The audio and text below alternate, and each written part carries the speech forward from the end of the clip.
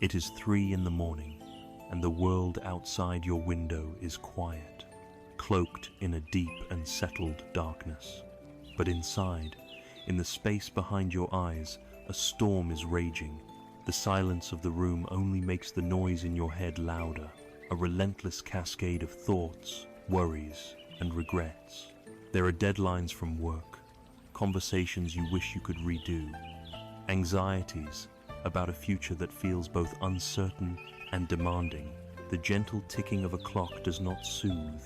It only measures the precious hours of rest that are slipping away, stolen by a mind that simply will not be still. You turn over, fluff the pillow, try a different position, but the unease is not in the bed. It is within you.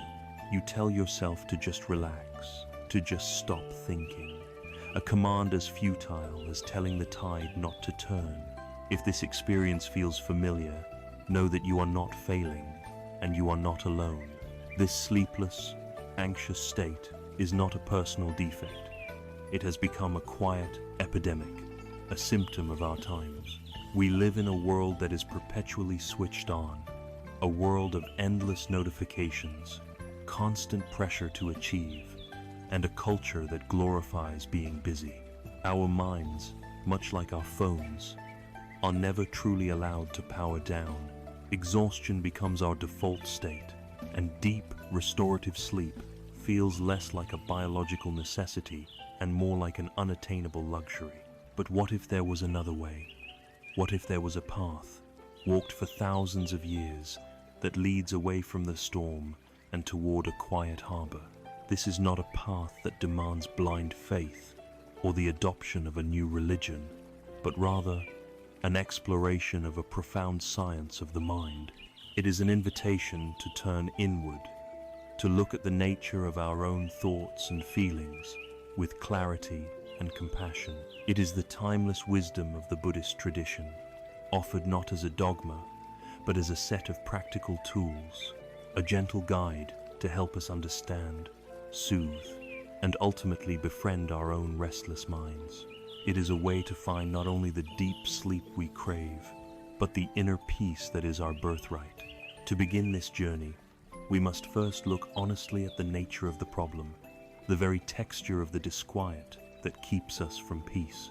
We are often told to simply relax, to think positive thoughts, to count our blessings.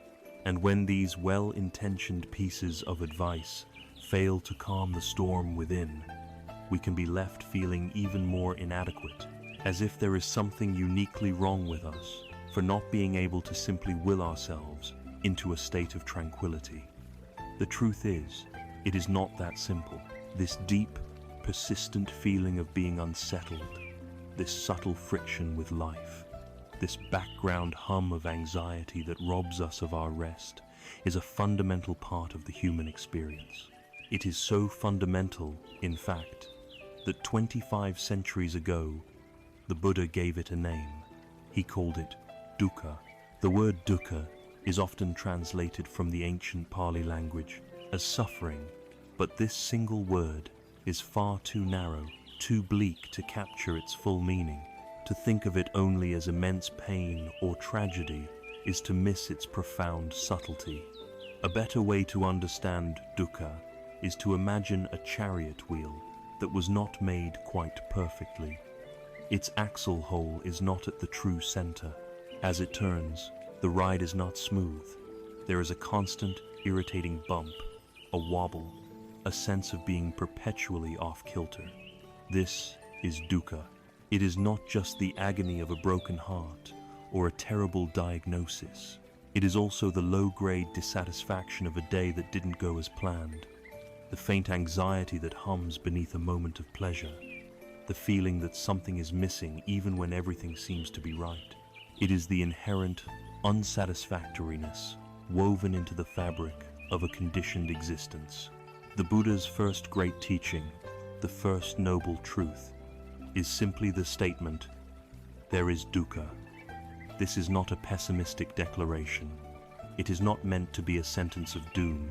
It is, rather, the courageous and compassionate diagnosis of a great physician. A doctor who wants to heal you must first name the illness. She must look at it clearly and acknowledge its presence without fear or denial. In the same way, the Buddha tells us to look directly at this experience of dukkha in our own lives, to acknowledge the bumpiness of the ride, the feeling of being off kilter.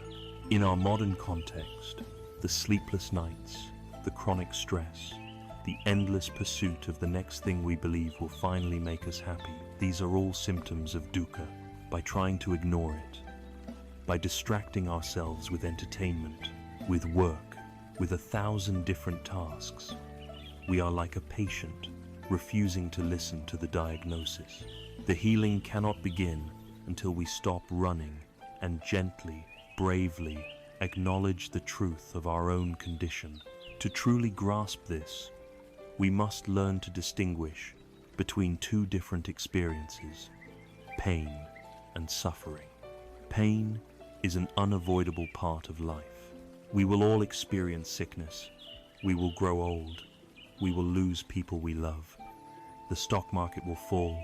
Plans will be cancelled. Cars will break down. These things are inevitable. They are, in a sense, life happening. Suffering, however, is the layer of mental and emotional anguish we add on top of the pain. It is our reaction to the pain, and this distinction is the key to our freedom. This is illustrated most powerfully in the ancient Buddhist parable of the second arrow. Imagine you are walking through a forest, and suddenly you are struck in the leg by an arrow. The physical sensation is sharp, immediate, and unpleasant. This is pain. It is the first arrow.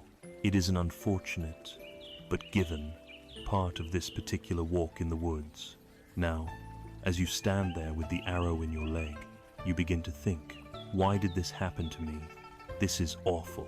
It's not fair. Who shot this arrow? I bet it was that person I had an argument with. My whole day is ruined now. What if the wound becomes infected? What if I can never walk properly again? This is a catastrophe. With each of these thoughts, you are picking up another arrow and shooting it into yourself in the very same spot as the first. This is the second arrow, and then a third, and a fourth. This is suffering. The first arrow is the difficult event. The first arrow is the critical comment from your boss, the unexpected bill in the mail, the headache that starts at the end of a long day, the memory of a mistake that flashes into your mind as you're trying to fall asleep. These events have a certain reality. They happen, but the second arrow is our narrative about the event. It is the blame, the shame, the fear, the anger, the self-pity, the catastrophic thinking. The first arrow causes pain. The second arrow causes suffering. Most of our deepest anxieties, the ones that churn within us at 3 in the morning, are not caused by the first arrow, but by the volley of second arrows we inflict upon ourselves, over and over again. The initial event may have lasted only a moment, but our reaction to it, our suffering, can last for hours, for days, even for years. The wisdom of this story is not that we should become unfeeling, or that we can somehow avoid all of life's pains. The first arrows will always fly.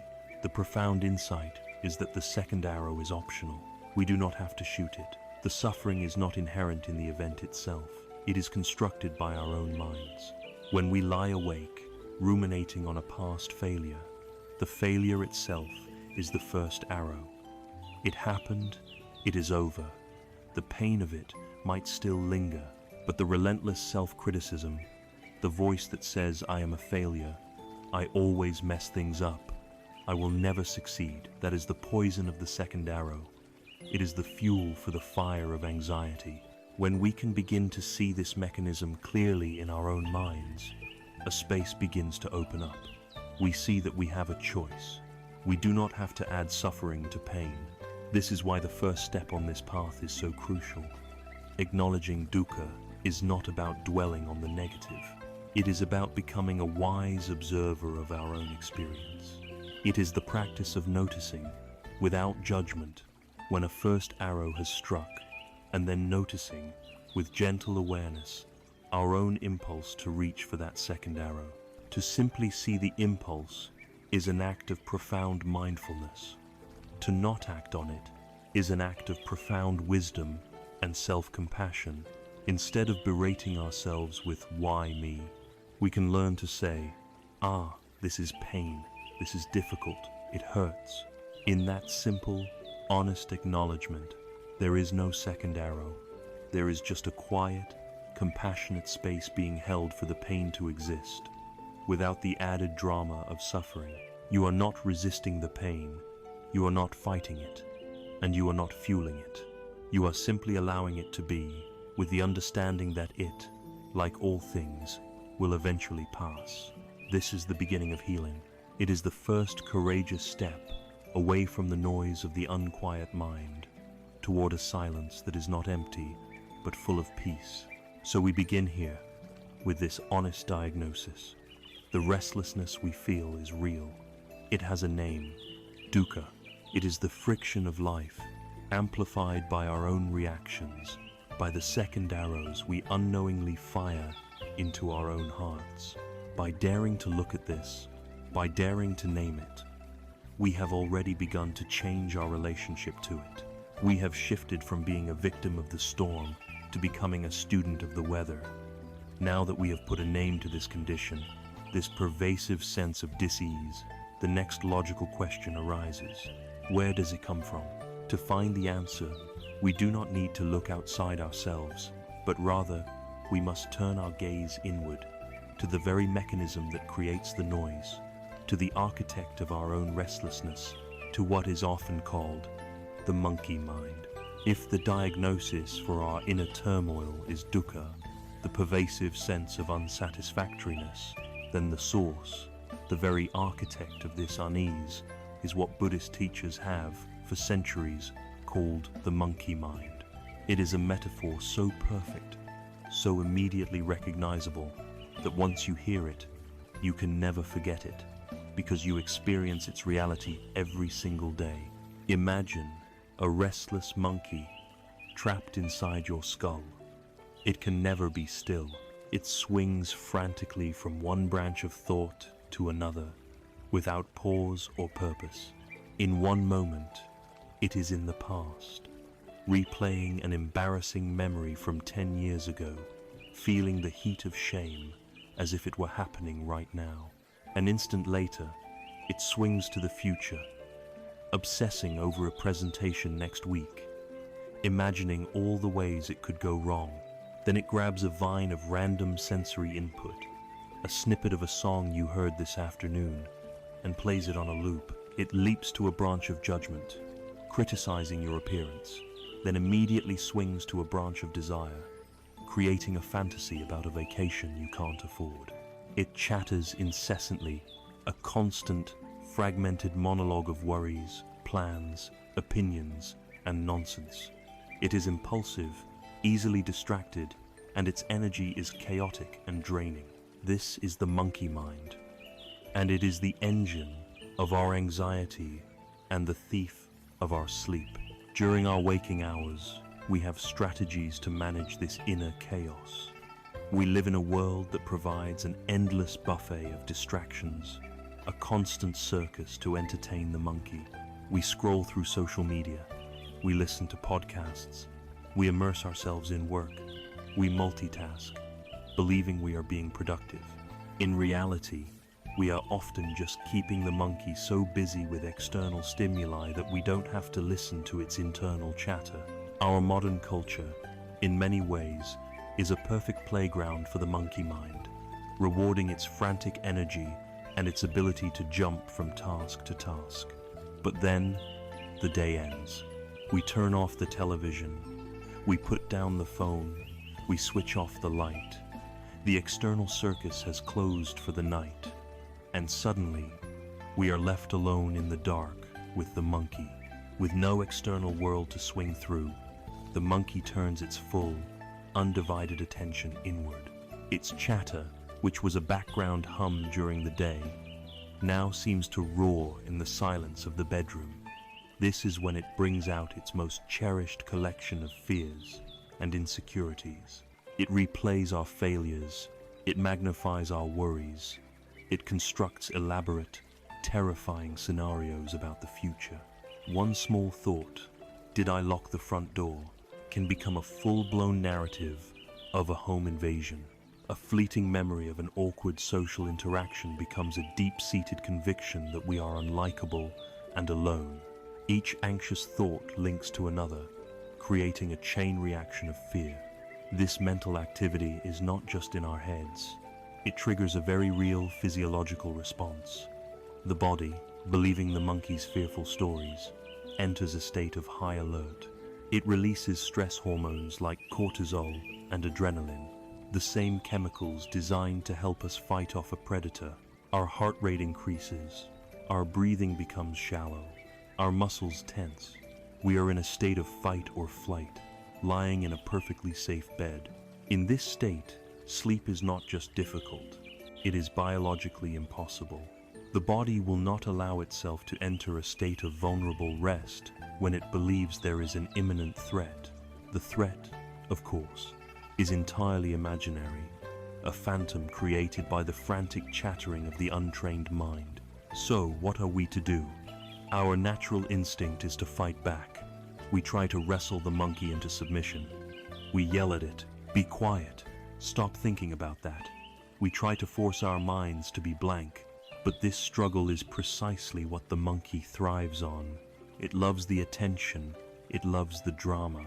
Trying to suppress a thought is like trying to hold a beach ball underwater.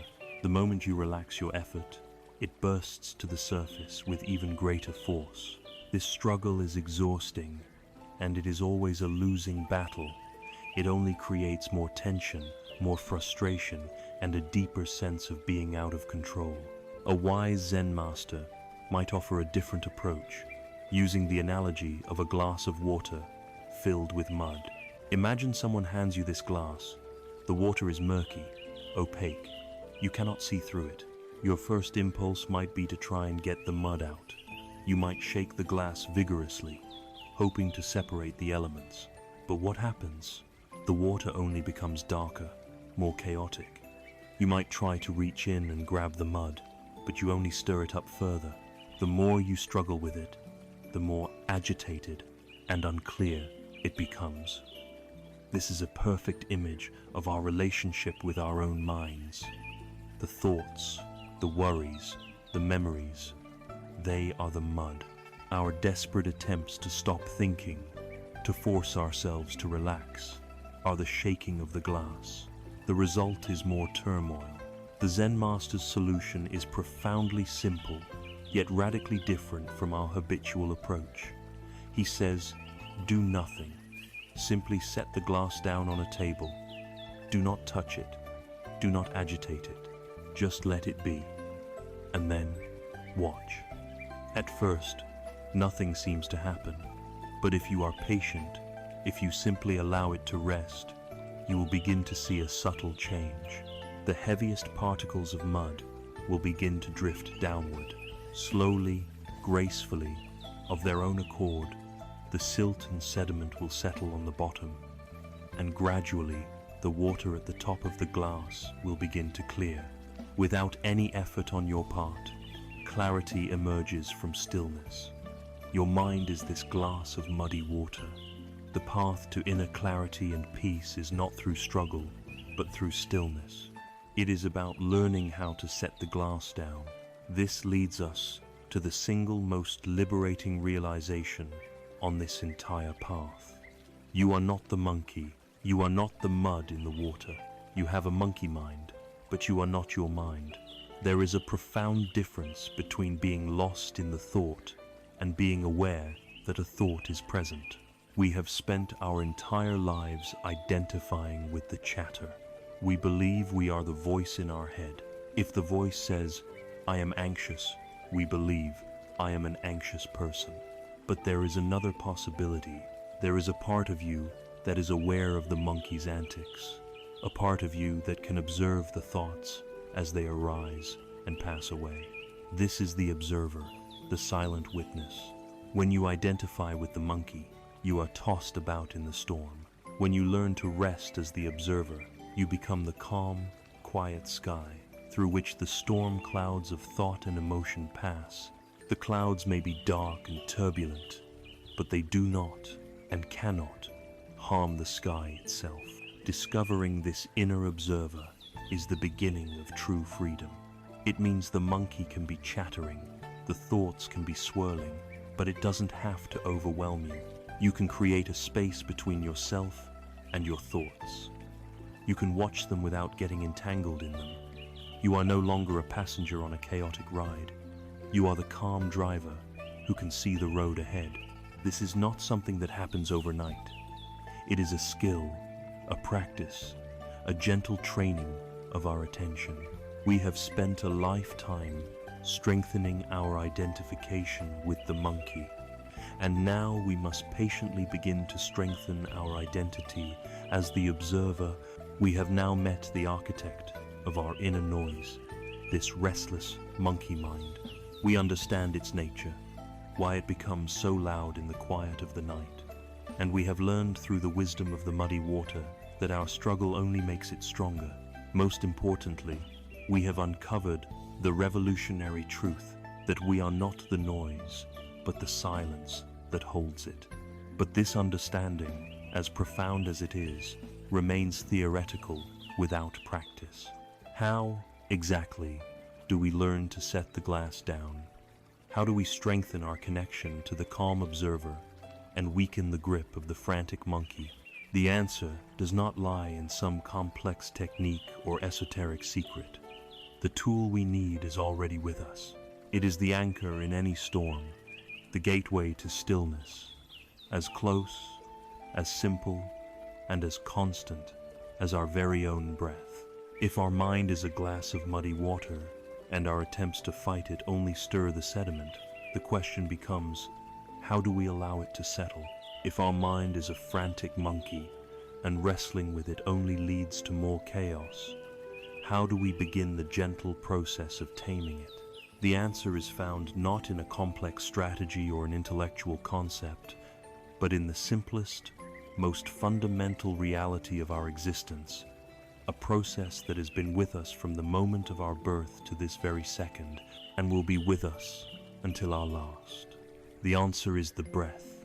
The breath is the master key.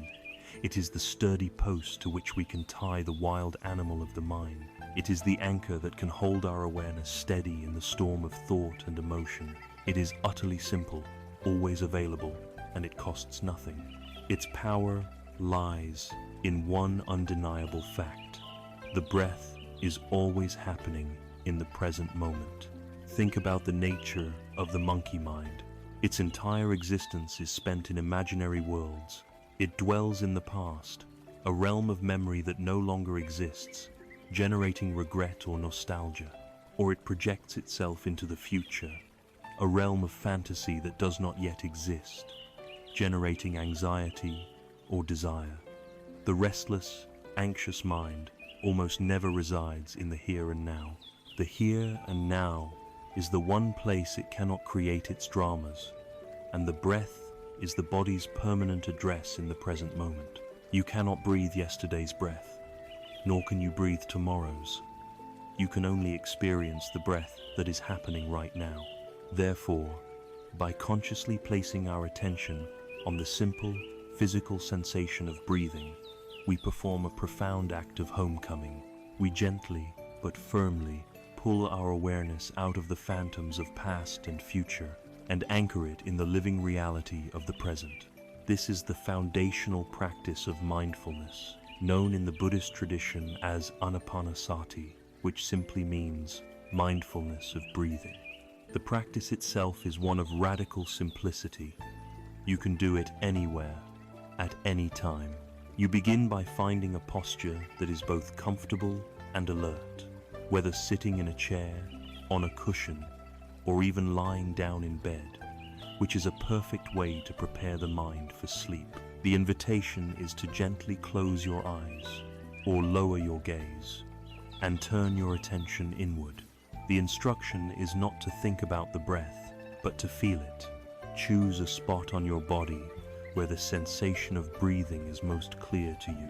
For some, this is the feeling of the air passing in and out of the nostrils, a subtle coolness on the in-breath, a gentle warmth on the out-breath. For others, it is the sensation of the chest rising and falling. For many, it is the gentle expansion and contraction of the abdomen. There is no right or wrong spot.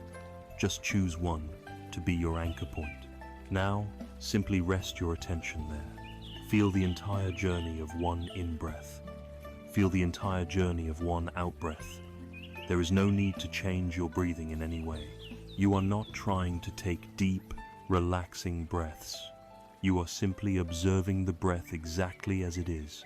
If it is shallow, let it be shallow. If it is deep, let it be deep. Approach it with a gentle, scientific curiosity.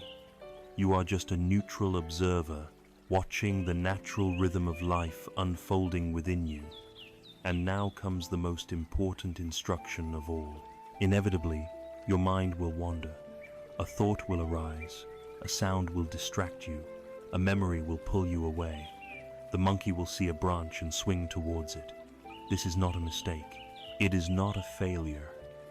It is simply what minds do.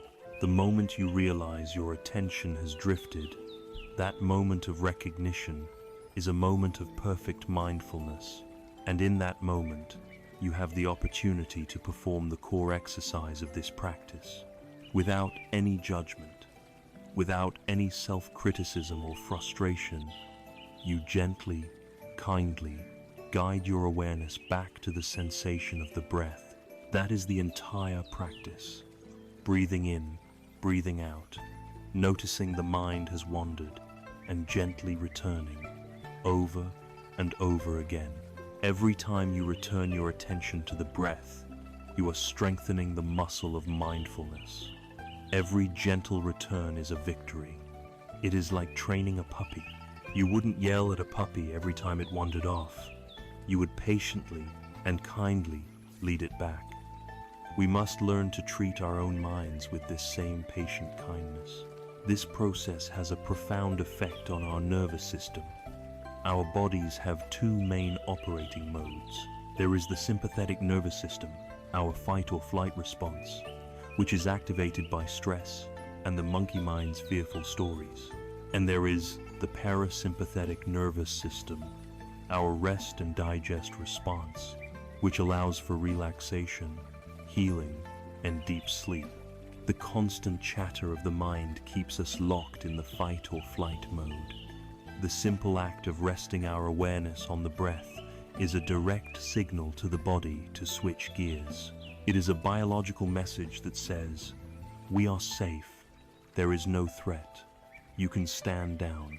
It manually overrides the stress response, allowing the parasympathetic system to take over, calming the heart rate, relaxing the muscles, and preparing the entire system for profound rest. A mere 5 minutes of this practice before you intend to sleep can completely change the landscape of your night, creating a gentle pathway from wakefulness to slumber. There is an old story that illustrates this process of taming the mind over time. A farmer captures a wild buffalo from the jungle. The buffalo, representing our untrained mind, is powerful, chaotic, and terrified.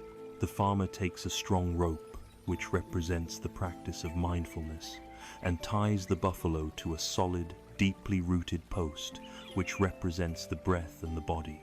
At first, the buffalo is enraged. It pulls and strains against the rope, charging in every direction, trying desperately to get back to the freedom of the jungle, the world of distraction it has always known. It bellows and exhausts itself fighting the restraint. This is what it can feel like when we first begin to practice. The mind fights back. It feels more chaotic than ever. It resists the stillness, but the farmer is patient. He knows the post is strong. Eventually, the buffalo, realizing its struggle is futile, grows tired. It gives up the fight and lies down to rest at the base of the post. After many days of this, the buffalo becomes calm and accustomed to its new home. It understands that the post is a place of safety, not a prison. In time, the farmer can remove the rope entirely, and the tamed buffalo will willingly stay near the post. Our mind, when trained with patient and consistent practice, can also find its rest, its peace, in the stillness of the present moment. So the breath is our anchor. It is the tool we use to gently interrupt the endless cycles of worry and regret. The practice is not about achieving a perfectly empty mind, for that is impossible. It is about changing our relationship with the mind's activity. It is about learning to rest in the quiet space of the observer, anchored to the physical reality of the breath, while the weather of the mind, the thoughts, the sounds, the emotions simply happens. By learning to anchor ourselves in this way, we create a stable platform of awareness. From this place of newfound stability, we are no longer being helplessly tossed about by the waves. We can now begin to look more deeply at the nature of those waves themselves. We can start to investigate the hidden currents of desire and aversion that fuel the monkey mind, the very source of the dukkha we seek to understand. Having learned to anchor our awareness in the gentle rhythm of the breath, we create for ourselves a place of stability, a calm harbor from which we can observe the restless sea of the mind. From this vantage point, we are no longer simply being tossed about by the waves. We can begin to study their nature. We can ask the next great question on this path of inquiry, the question the Buddha himself asked: what is the true origin of our suffering? What is the fuel that powers the frantic energy of the monkey mind? The answer, as laid out in the second noble truth, is a single, powerful force called tanha. Tanha is a Pali word, often translated as craving or desire, but its essence is more akin to a deep and profound thirst. It is a primal urge, a fundamental ache for things to be different than they are. It is the nagging inner voice that whispers, "If only I had that, I would be happy," or "If only this feeling would go away, I could be at peace."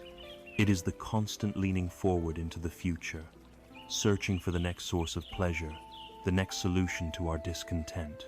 This thirst is the engine of our restlessness.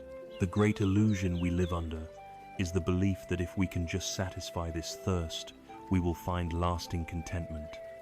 So we drink. We acquire the object, we get the promotion, we escape the unpleasant situation, and for a moment there is relief. But almost immediately the thirst returns, perhaps even stronger than before, now directed at a new object. The Buddha compared this process to drinking salt water. The more you drink to quench your thirst, the thirstier you become. This cycle of thirsting, drinking, and becoming even thirstier is the very mechanism that creates dukkha, and it keeps our minds in a perpetual state of seeking, striving, and agitation. This fundamental thirst, this tanha, manifests in our lives in three distinct ways. The first and most obvious is kama tanha, the thirst for sense pleasure. This is the craving for pleasant sights, pleasant sounds, pleasant tastes, pleasant smells, and pleasant physical sensations. In our modern consumer society, this is the dominant frequency. It is the engine of advertising, the promise that happiness can be purchased. It is the desire for the newest phone, the faster car, the more luxurious vacation, the perfect meal. It is the endless scrolling through social media feeds for the next interesting image, the next entertaining video, the next hit of dopamine. This form of thirst keeps us on what psychologists call the hedonic treadmill. We run and run, acquiring more and more, but our baseline level of happiness never actually increases.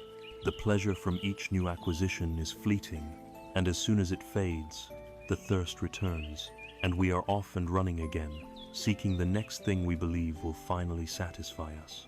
This constant seeking is a source of immense, though often unacknowledged, stress and a guarantee of dissatisfaction.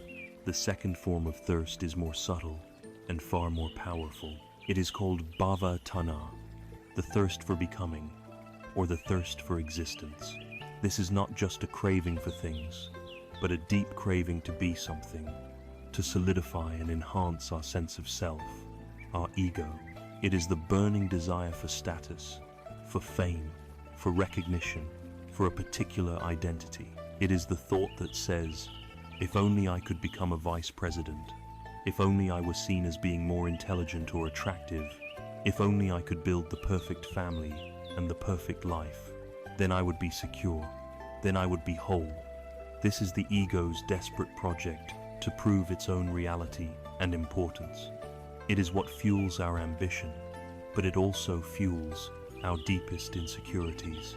This thirst for becoming is a primary cause of the anxiety that keeps us awake at night. When we lie in the dark, replaying conversations, we are checking to see if our performance was good enough to maintain our desired identity. When we worry about our reputation or compare ourselves to others, we are caught in the grip of bhava tanha. We are clinging to a story about who we are, and we are terrified that something will happen to undermine that story. The third form of thirst is the shadow of the first two. It is called vibhava tanha, the thirst for non-existence, or what we more commonly call aversion. This is the intense desire for unpleasant experiences to cease. If craving is pulling things toward us, aversion is violently pushing them away. It is the voice that screams, "I don't want this. Get it away from me." We experience a difficult emotion like fear or sadness, and our immediate reaction is to suppress it, numb it, or distract ourselves from it. We feel physical pain, and we resist it with all our might, adding a layer of mental tension and anguish on top of the raw sensation. We feel boredom, and we instantly reach for our phone to escape the discomfort of a quiet moment. This pushing away, this resistance to reality as it is a profound source of suffering. Nowhere is this more apparent than in the struggle with sleeplessness itself. The first arrow is the simple, neutral fact of being awake. The second arrow, fueled by vibhava tanha, is our reaction. I hate this. I need to be asleep. Tomorrow will be ruined. I can't stand this feeling. The intense aversion to the state of wakefulness creates tension, anxiety, and a flood of stress, hormonesque very things that make sleep impossible. We are fighting with the reality of the present moment, and it is a battle we can never win. Our aversion, our thirst for the feeling of wakefulness to not exist, becomes the very chain that binds us to it. There is a traditional story that perfectly illustrates how we are trapped, not by our circumstances, but by our own clinging. In a distant land, hunters devised a clever trap for monkeys. They would take a coconut, hollow it out, and cut a hole in it, just large enough for a monkey's open hand to slip through. Inside the coconut, they would place a piece of sweet fruit or some other tempting food. They would then tie the coconut to the base of a tree and wait. Sooner or later, a monkey, driven by its desire, would come along. It would smell the fruit, reach its hand inside the coconut, and grasp the prize. At that moment, the hunters would emerge from their hiding place. The monkey, startled, would try to flee, but it could not pull its hand out of the coconut. The hole that was large enough for its open hand was too small for its clenched fist. The monkey would shriek and pull and struggle, but it could not get free. It is not the coconut that traps the monkey. It is not the hunter. The monkey is trapped by its own fist, by its own refusal to let go of the bait. It could be free in an instant. All it has to do is open its hand, release the fruit, and it could slip its hand out and scamper up the nearest tree to safety. But its craving, its tanha, is so powerful, so absolute, that it would rather be captured than let go of the object of its desire. We are that monkey. Our minds are that clenched fist. We are holding on so tightly to our craving sour desire for pleasure, our clinging to a particular identity, our aversion to discomfort, that we trap ourselves in a prison of our own making. We struggle and pull against our reality, creating immense stress and suffering, all because we are unwilling to simply open our hand and let go. The freedom we seek is always available to us, in the simple yet profound act of release. We have now seen the cause of our dis-ease. It is not the world, it is not our boss, it is not our circumstances. The root of our suffering is this deep internal thirst. So, the next vital question must be asked: if craving is the cause, and letting go is the solution, is such a release truly possible for us? Can we really be free from this primal, powerful thirst? The Buddha's answer, a message of profound optimism and hope that illuminates this entire path, is a clear and resounding yes. This very possibility of release, the reality of a state of peace, free from the grip of craving, is the third noble truth, the truth of cessation. After diagnosing the illness of our disease, dukkha, and identifying its root cause as the relentless thirst of tanha, we arrive at a pivotal moment in our journey. It is a moment that shifts the entire landscape from a grim diagnosis to a message of radical hope. This is the third noble truth, the truth of Nirodha. Nirodha means cessation, or the end. It is the Buddha's most profound and liberating proclamation. There can be an end to our suffering. The cycle of craving and dissatisfaction is not a life sentence. The prison of our own making has a key. A state of profound peace, freedom, and inner quietude is not a distant dream, but an attainable reality for any human being willing to walk the path. This is the good news that illuminates the entire Buddhist tradition. It tells us that the fires of greed, hatred, and delusion that are fueled by our cravings can, in fact, be extinguished. The state that results from this extinguishing is perhaps the most famous and most misunderstood concept in all of Buddhism: Nibbana or Nirvana. The word literally means to blow out, as one blows out a candle flame. We often imagine Nirvana as a sort of hazy, heaven-like paradise, a reward we get after we die. But this is a fundamental misunderstanding. Nibbana is not a place you go to. It is a state you realize, right here, right now. It is the end of suffering, not the end of life. When you blow out a candle, the flame is gone, but the light and warmth it provided give way to a different kind of reality. The reality of the room as it is, without the flickering dance of that one flame. Similarly, when the fires of craving are extinguished, what is left is not a cold, empty void. What is left is the natural state of the mind, luminous, clear, and unshakably peaceful. It is the peace that is revealed when the noise of grasping and resisting finally ceases. It is the discovery of an inner sanctuary that was there all along, just obscured by the smoke of our own turmoil. The pathway to this cessation, to this peace, is through the practice of letting go. Yet, these two words, letting go, are as misunderstood as nirvana itself. What does it truly mean to let go? It does not mean becoming apathetic or indifferent. It does not mean that you stop caring about your work, your relationships, or the state of the world. It is not an excuse for passivity or laziness. In fact, it is the opposite. It is an active and courageous practice. Letting go means releasing your tight, white-knuckled, anxious grip on outcomes you cannot control. You can still act with love. You can still work with diligence. You can still care with great compassion, but you let go of the attachment to a specific result. It is the difference between holding a bird in your open palm, allowing it to stay or fly as it chooses, versus crushing it in a clenched fist. The love is in the open hand, the suffering is in the fist. Furthermore, letting go is not the same as suppression. Suppression is an act of aversion, a form of vibhavatanha, where we try to push away unpleasant thoughts or feelings. Letting go is a practice of radical acceptance, It is allowing a thought or a feeling to be present in our awareness without fighting it, without judging it, and without letting it define our entire reality. Imagine you are holding a very heavy stone. Clinging is the act of holding that stone aloft with all your might, your muscles straining, your body exhausted by the constant effort. Suppression is trying to pretend the stone isn't there, while still bearing its full weight. Letting go is the simple, wise act of uncurling your fingers and allowing the stone to rest on the ground.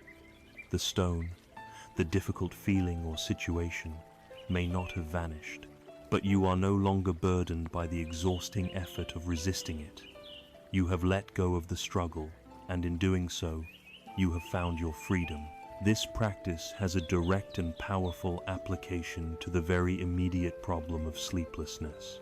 As we lie in bed, the mind often clings to the events of the day that has just passed. We replay conversations. We worry about tasks left undone. We fume over perceived slights. Letting go, in this context, is a conscious act of putting the day to rest. You can mentally picture yourself placing the entire day into a box, closing the lid, and setting it aside until morning. The day is done. Clinging to it now serves only to poison your rest. But the most profound act of letting go comes next. It is the act of letting go of the desire to sleep itself. The desperate thought, "I must get to sleep," is a powerful form of craving. It creates immense pressure and anxiety. The aversion to being awake, the thought, "I hate this feeling," creates tension and resistance. Letting go means releasing both the craving and the aversion. It is the gentle, radical acceptance of the present moment, whatever it holds. It is breathing in the darkness and saying to yourself, without struggle, right now, I am awake, and that is all right. I will simply rest here. By letting go of the desperate struggle for sleep, you remove the primary obstacle to sleep. Peace arises in the space of that surrender, and sleep often follows, not as a goal you have conquered, but as a guest that arrives quietly once your house is calm and welcoming. The Buddha taught that all of his teachings were simply practical tools designed for a specific purpose, not to be clung to as dogma. He illustrated this with the beautiful parable of the raft. A person, he said, comes to a great river, wide and dangerous. The near shore is fraught with peril, while the far shore is safe and secure. There is no bridge and no ferry. So, the person gathers reeds, branches, and vines, and with great effort builds a raft. Relying on the raft, paddling with their hands and feet, they cross the dangerous river and arrive safely on the far shore. The far shore represents liberation, the end of suffering. The raft represents the teachings, the practices, the path itself. Now, the Buddha asked, what would a wise person do with the raft? Would they, thinking this raft has been so helpful to me, I must not abandon it, hoist it onto their back, and carry it with them on their landward journey? Of course not. That would be foolish. A wise person would leave the raft at the river's edge, expressing gratitude for its service, and continue their journey onward, unburdened. The teachings are here to help us cross the river of suffering. Once we have reached the other shore, we no longer need to cling to the tool that got us there. We have now seen the complete diagnosis offered by this ancient wisdom. We have seen that the unease of our lives is dukkha. We have understood that its cause is our own inner thirst, tanha. And now, we have received the most hopeful news of all, that there is a cure, a state of cessation called nirodha, which can be reached through the gentle and profound practice of letting go. The far shore of peace is not a myth, it is a real destination. We now have a complete understanding of our predicament and its solution. The final, essential piece of this profound map of the human mind is the path itself. What are the practical, concrete steps we can take in our daily lives to navigate from this shore of suffering to that far shore of safety? What is the prescription that follows the diagnosis? This is the fourth and final noble truth. the guide for our journey, the noble Eightfold Path. We have walked a significant distance on this inner journey. We have looked directly at the reality of our restlessness and named it dukkha. We have uncovered its source, the deep inner thirst of tanha, and we have been offered the profound hope of nirodha, the truth that a cessation of this suffering is possible through the gentle art of letting go. This brings us to the final and most practical part of the Buddha's core teaching. It answers the crucial question, how? How do we actually walk from the shore of suffering to the shore of safety? What is the map for this journey?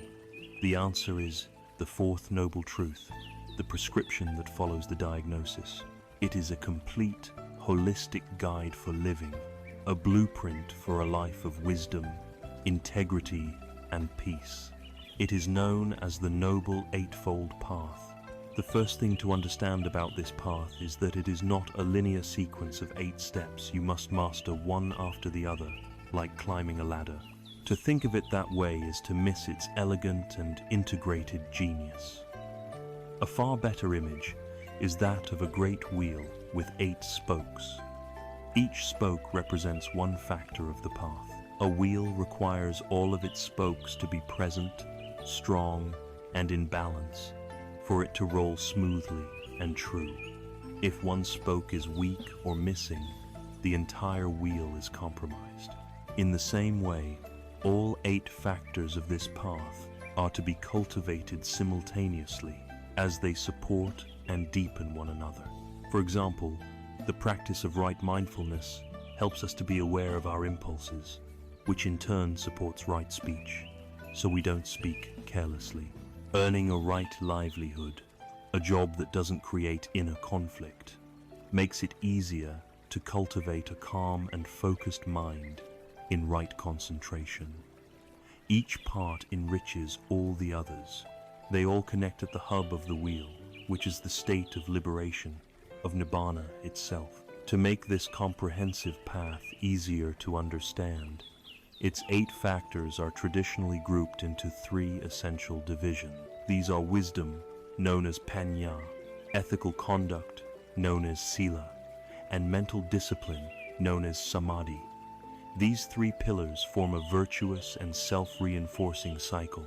The journey begins with wisdom, which is the clear seeing that illuminates the path. This wisdom then guides our ethical conduct, how we behave in the world, ensuring our actions are harmless and beneficial. Living in this ethical way creates a life free from remorse, regret, and guilt, which in turn creates the ideal conditions for the 3rd pillar, mental discipline. A mind that is not agitated by unethical behavior is a mind that can be trained, calmed, and focused.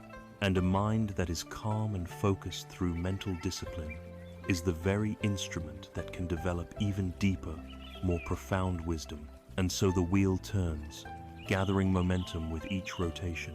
Wisdom leads to ethical action. Ethical action leads to a calm mind, and a calm mind leads to greater wisdom. Let us now look briefly at each of the 8 spokes that make up this beautiful wheel, this map to a peaceful life. The first division, wisdom, contains 2 factors. It begins with right understanding, or sometimes called right view. This is the foundation of the entire path. It is the effort to see things as they truly are, not as we wish they were or fear they might be. It means understanding the nature of dukkha, its cause in craving, its possible cessation, and this very path as the way to that cessation. It is the intellectual and intuitive grasp of the law of cause and effect that our actions have consequences. The second factor in the division of wisdom is right intention or right thought. While right understanding is the seeing, right intention is the will. It is the conscious cultivation of motivations that are aligned with peace. It means nurturing the intention of letting go, renouncing our clinging. It means fostering the intention of goodwill, wishing well for ourselves and all other beings. And it means holding the intention of harmlessness, a commitment to causing no suffering to any creature, including ourselves. The next division, ethical conduct, contains 3 factors that govern our interactions with the world. The third factor is right speech. This is the practice of using our words with conscious care. It means abstaining from lying, from divisive or slanderous speech that turns people against each other, from harsh or abusive language, and from idle chatter or gossip that serves no purpose but to agitate the mind. It is the commitment to speak what is true, kind, and beneficial. The fourth factor is right action. This involves aligning our physical behaviors with our intention of harmlessness. At its most basic, it means refraining from killing or physically harming any living being, refraining from stealing or taking what is not freely given, and refraining from sexual misconduct that causes harm to oneself or others. It is about moving through the world with a body that is a force for peace, not harm. The fifth factor is right livelihood. This is the practice of earning a living in a way that is honorable and does not cause suffering. This means avoiding professions based on deception or on the trade of weapons, poisons, intoxicants, or living beings. In a modern context, it is an invitation to find work that does not violate our deepest values, work that does not force us to compromise our integrity, thereby reducing the inner conflict and stress that so many people carry home from their jobs. The final division, mental discipline, contains the last 3 factors, which are focused on training the mind itself. The sixth factor is right effort. This is not a forceful, striving effort, but a balanced and gentle persistence. It is the wise energy we apply to our inner world. It involves the effort to prevent unwholesome, negative states of mind from arising, the effort to abandon them if they have already arisen, the effort to cultivate wholesome, positive states of mind that have not yet arisen, and the effort to maintain and perfect those positive states that are already present. It is the art of knowing when to apply energy and when to relax. The seventh factor is right mindfulness. This is the heart of the meditative practice. It is the capacity to be fully present with our experience in this very moment, without judgment.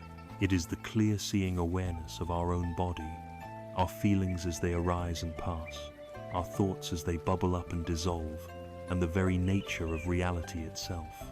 It is the anchor of the breath and the clear sky of the observing mind we have already explored. The eighth and final factor is right concentration. This is the fruit that grows from the consistent practice of right mindfulness. It is the ability to unify the mind, to gather all of its scattered energies and rest them on a single point. It is a state of deep calm, stability, and clarity, free from the usual chatter and distraction. It is this concentrated, powerful mind that is capable of piercing through illusion and seeing reality with transformative insight. This Eightfold Path is the Buddha's complete prescription for ending the chronic stress, anxiety, and dissatisfaction of our lives. It is a path that touches every corner of our existence, from our most private thoughts and intentions to the words we speak, the work we do, and the way we train our awareness from moment to moment. It is not a path of perfection, but a path of cultivation, a gradual unfolding into a wiser, kinder, and more peaceful way of being. This entire, beautiful structure, this wheel of liberation, rests upon one foundational spoke. Without it, the other 7 have no clear direction. It is the beginning of the journey and its constant guide. It is the faculty of seeing things clearly, of understanding reality as it truly is. This is the first factor of the path, right understanding, and it is here that we will now begin our deeper exploration. We stand now at the beginning of the path itself, at the very first spoke on the great wheel that rolls toward peace. This is right understanding, or samadhi. It is placed first for a reason, for it is the foundation upon which everything else is built. It is the compass that sets our direction, the light that illuminates the way. Without a clear and accurate understanding of our own minds and the nature of reality, our efforts to find peace can be misguided, like a ship without a rudder, tossed about by winds and currents, hoping to find a harbor by chance. Right understanding is the rudder. It is the practice of developing a perspective on life that is not based on wishful thinking, fear, or cultural conditioning, but on a clear-sighted, honest, and courageous seeing of things as they truly are. The word right here does not mean correct in a rigid, dogmatic sense, to be contrasted with someone else's wrong belief. A better translation might be skillful or wise. It is a way of seeing that skillfully leads to the reduction of stress, anxiety, and suffering, and to the cultivation of peace. It is essential to understand that right understanding is not about adopting a new set of beliefs or having blind faith in a doctrine. The Buddhist path is not a belief system, but a system of verification. The invitation is always ehipassiko, a Pali term meaning come and see for yourself. Right understanding is not born from memorizing scriptures, but from looking deeply into our own direct experience and verifying these truths for ourselves.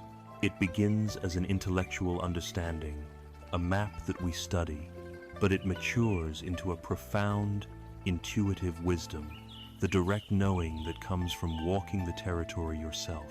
It is the gradual replacement of our distorted, stress-inducing views with a vision of reality that is clear, compassionate, and liberating.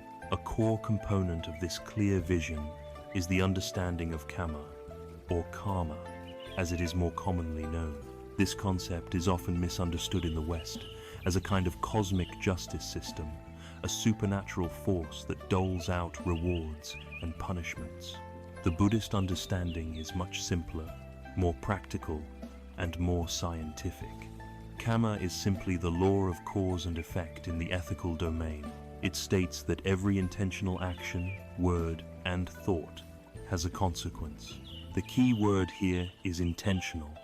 It is the motivation, the quality of the will behind the action that determines the result. Actions born from intentions of generosity, kindness, and clarity known as wholesome states will inevitably lead to wholesome results such as happiness, peace of mind, and harmonious relationships. Conversely, actions born from intentions of greed, hatred, and delusion unwholesome states will inevitably lead to unwholesome results such as stress, conflict, and suffering. Understanding Kamma is profoundly empowering. It means we are not helpless victims of fate. We are the architects of our own experience. Every moment presents a choice. We can choose to sow seeds of peace or seeds of conflict. When we lie awake at night, the quality of our mind is often the direct result of the karmic seeds we have planted throughout the day. A day spent in mindful speech and compassionate action creates the conditions for a peaceful mind at rest. A day spent in anger, gossip, or selfishness leaves a residue of agitation that follows us into the darkness. Right understanding is recognizing this direct link and realizing that our own happiness is, quite literally, in our own hands. From this general law of cause and effect, right understanding deepens to include a clear perception of the three fundamental characteristics of all conditioned existence. These are known as the three marks of existence. The first is anicca, or impermanence. This truth is all around us, yet we constantly resist it. Everything changes. Our bodies, our feelings, our thoughts, our relationships, our world all are in a constant state of flux. Nothing is fixed or permanent. Our suffering often arises from our attempt to deny this reality. We cling to pleasant moments, trying to make them permanent, and we are disappointed when they pass. We resist unpleasant feelings, fearing they will last forever, and we create tension by fighting them. Right understanding is to see and accept the flowing, transient nature of life. When anxiety arises in the middle of the night, seeing it through the lens of anicca means recognizing this feeling is not permanent. It is a temporary weather pattern in the mind. It has arisen, and it will also pass. This view robs the anxiety of its power and allows us to meet it with calm acceptance rather than fearful resistance.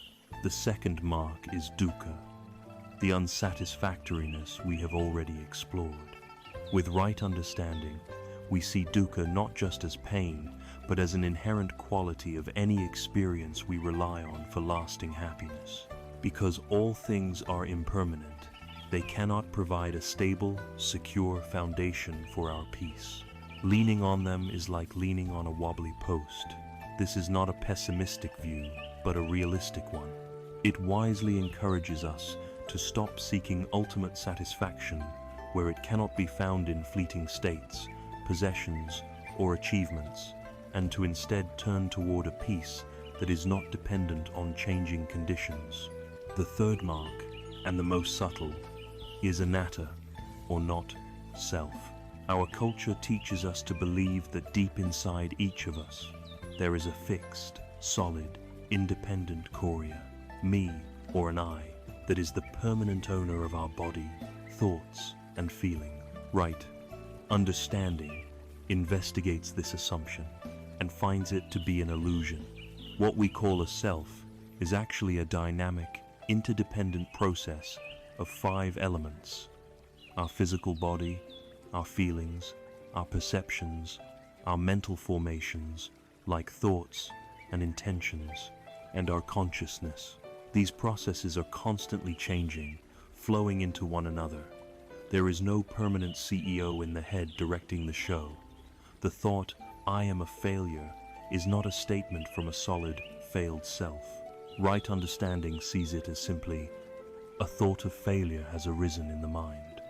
This shift in perspective is revolutionary.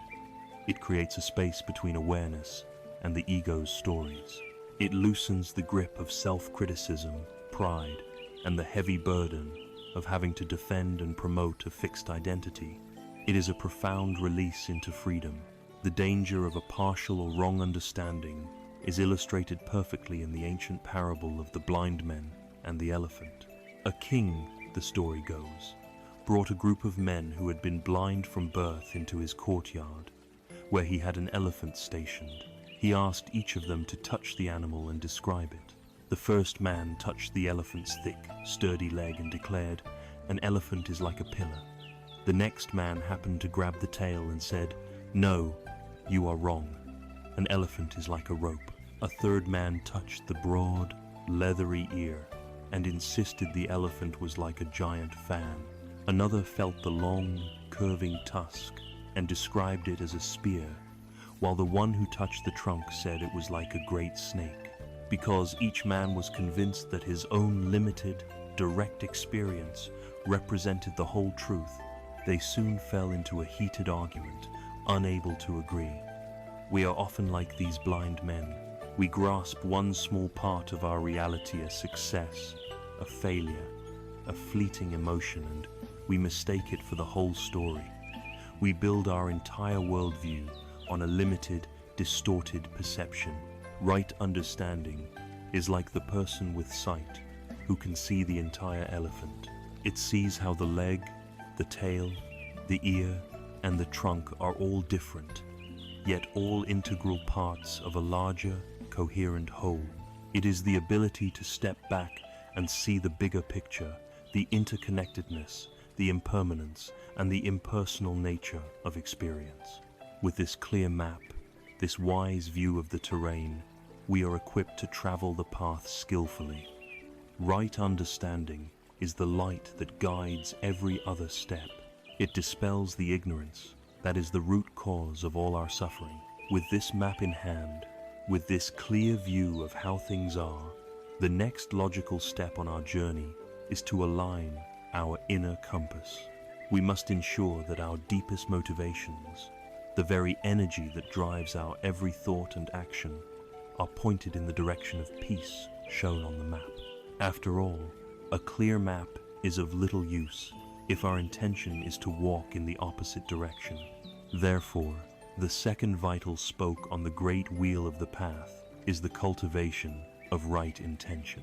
If right understanding is the clear map that shows us the terrain of our existence, then right intention is the act of setting our inner compass. It is the conscious and deliberate choice to align our heart and will with the wisdom we have begun to see. A map is of little use if we are not motivated to travel in the direction it indicates. Right intention, or sammasankappa, is the practice of purifying our motivations, of examining the why behind our thoughts, words, and deeds. It is the rudder that steers the ship of our life, ensuring that it moves toward the harbor of peace and away from the rocky shores of suffering. Without this conscious steering, our mind is often driven by the powerful, unexamined currents of habit, fear, and desire.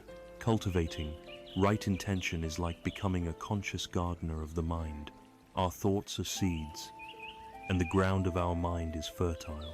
For much of our lives, we allow seeds to be scattered randomly by the winds of culture, media, and our own reactive emotions.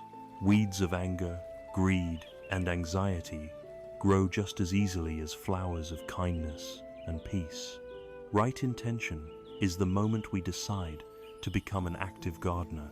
It is the choice to consciously plant and water the seeds of wholesome states, and to gently, without violence, remove the weeds of unwholesome states before they take root. The Buddha identified 3 specific types of right or skillful intentions that we are invited to cultivate. These are the flowers we want to grow in our garden. They are the intention of renunciation, the intention of goodwill, and the intention of harmlessness. Together, they form a powerful antidote to the 3 poisons of greed, hatred, and delusion that fuel our suffering. The first of these is the intention of renunciation, or nekkhamma. The word renunciation can sound severe, conjuring images of giving up all worldly pleasures and retreating from life. But in this context, its meaning is far more subtle and internal. It is the intention of letting go. It is the conscious decision to loosen our tight-fisted grip on the things we crave, the very tanha we have identified as the root of our dukkha. This is not about renouncing the world, but renouncing the clinging that makes our experience of the world so stressful. It is the intention to find happiness, not in getting more, but in needing less. In our daily lives, this means cultivating the intention to let go of our addiction to being right in an argument. It means releasing our attachment to a specific outcome at work, allowing us to do our best without being crushed if things don't go our way. It is the choice to renounce the need for constant stimulation from our phones and screens, and instead to find comfort in a quiet moment. This intention directly counters the poison of greed and desire. It moves us from a mindset of frantic accumulation to one of spacious contentment. When we lie in bed, the stress we feel is so often the result of our clinging to something, clinging to a past success, clinging to an image of who we think we should be, clinging to a plan for tomorrow. Consciously cultivating the intention of renunciation is like opening the fist and letting all of that fall away, creating the mental space required for deep rest. The second skillful intention is the intention of goodwill, or avyapada. This is the direct antidote to the poison of hatred, anger, resentment, and ill will. These negative emotions are intensely powerful, and they are profoundly damaging to our own peace of mind. Holding on to a grudge or ruminating on anger is like holding a hot coal in your hand with the intention of throwing it at someone else. You are the one who gets burned. These states flood our bodies with stress hormones, creating a state of inner turmoil that makes relaxation impossible. The intention of goodwill is the active choice to replace the habitual thought of irritation or anger with a thought of loving kindness or metta. It is the simple sincere wish for well-being, for ourselves and for others. This practice can feel difficult, especially when directed toward those who have hurt us. But it's important to understand that it is not about condoning harmful actions. It is about freeing ourselves from the corrosive burden of our own hatred. Cultivating goodwill is like pouring cool, clear water on the hot coal in our hand. It is a profound act of self-care. It softens the heart, dissolves tension, and creates a baseline of inner friendliness that is a beautiful foundation for peace. When we practice this, we are watering the seeds of kindness in our own garden. The third skillful intention is the intention of harmlessness, or avihisa. This is the antidote to the poison of cruelty and aggression. While goodwill is the active wishing of happiness for others, harmlessness is the active intention not to cause suffering. It is the cultivation of compassion, or karuna. It is the ability to be touched by the pain of the world and of ourselves, and to respond with a desire to alleviate that pain, rather than to turn away or add to it. This intention of harmlessness must be applied not only to others, but also, and perhaps most importantly, to ourselves. For many of us, our own inner narrator is our cruelest critic. We speak to ourselves in a way we would never dream of speaking to a friend or even a stranger. We berate ourselves for mistakes. We call ourselves names. We live under the tyranny of a harsh inner judge. The intention of harmlessness means consciously choosing to put down this weapon of self-criticism.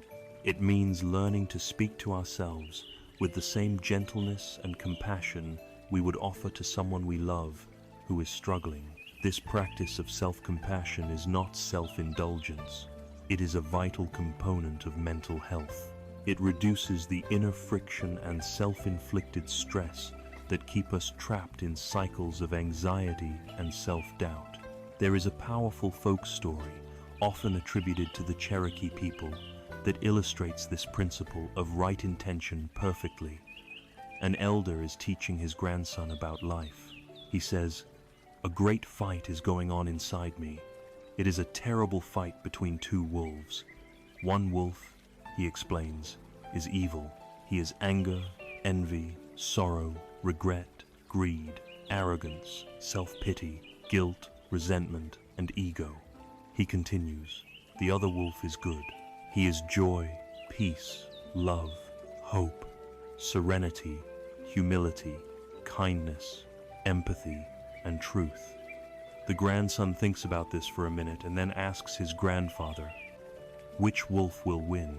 The old man simply replies, "The one you feed." This story is a perfect metaphor for right intention. Every day, every hour, every moment, we are presented with a choice.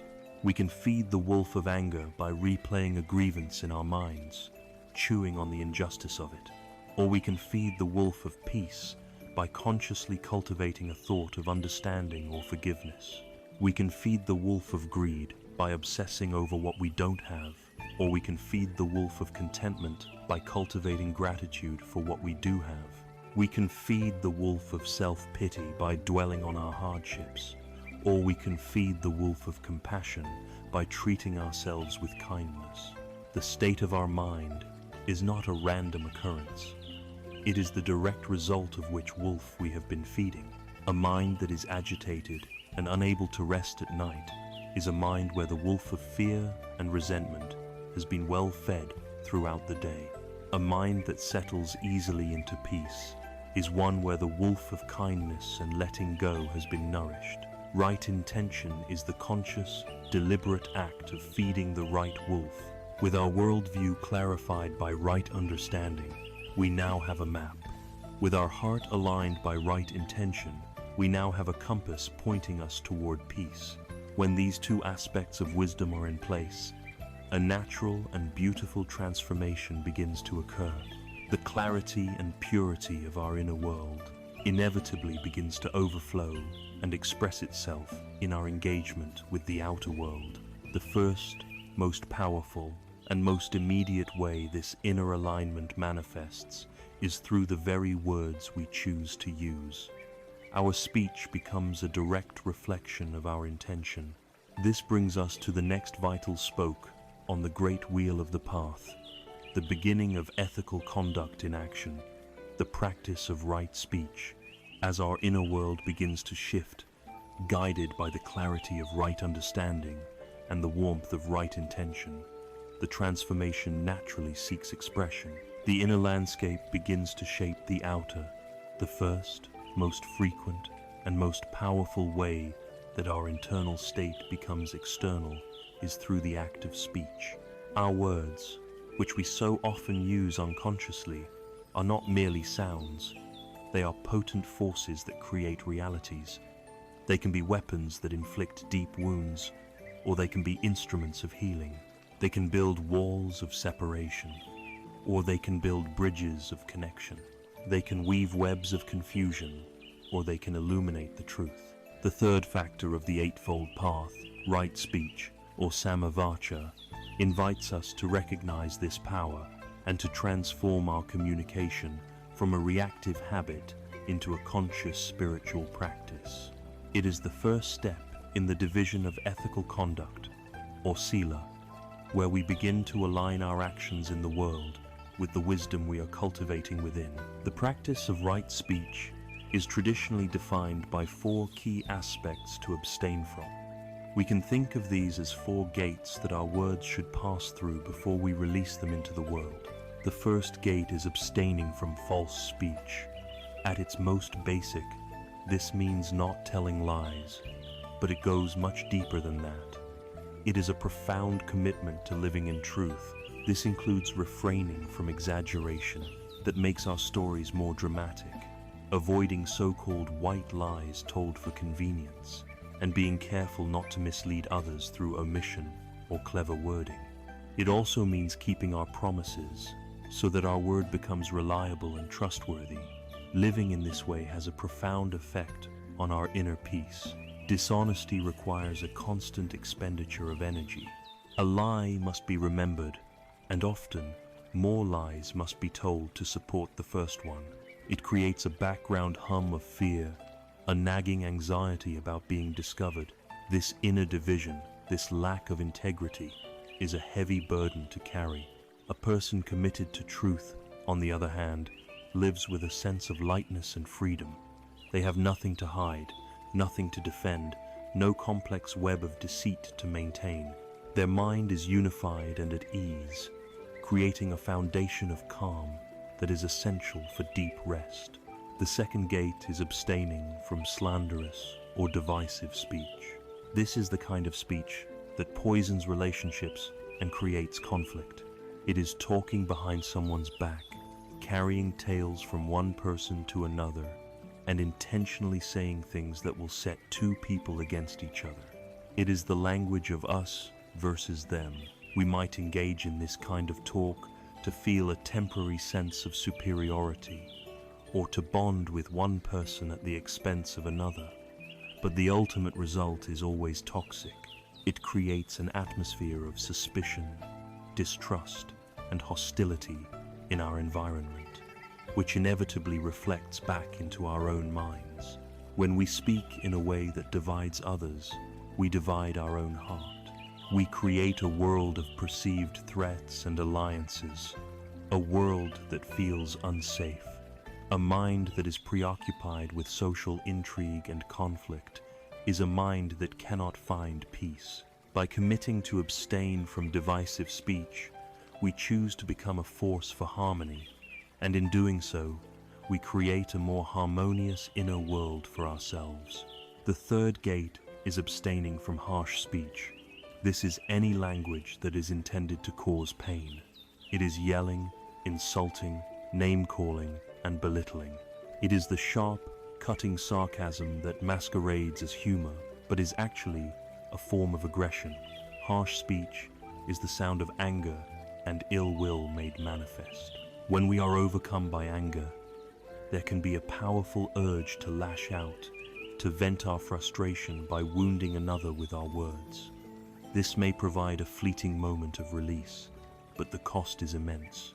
Harsh words almost always escalate conflict.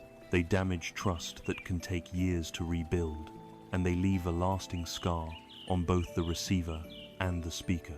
The immediate karmic consequence of harsh speech is that it floods our own body with stress chemicals, leaving us feeling agitated, defensive, and full of regret long after the outburst is over. A person committed to right speech learns to pause when anger arises. They recognize that speaking from a place of anger will only add more suffering to the world and to their own mind.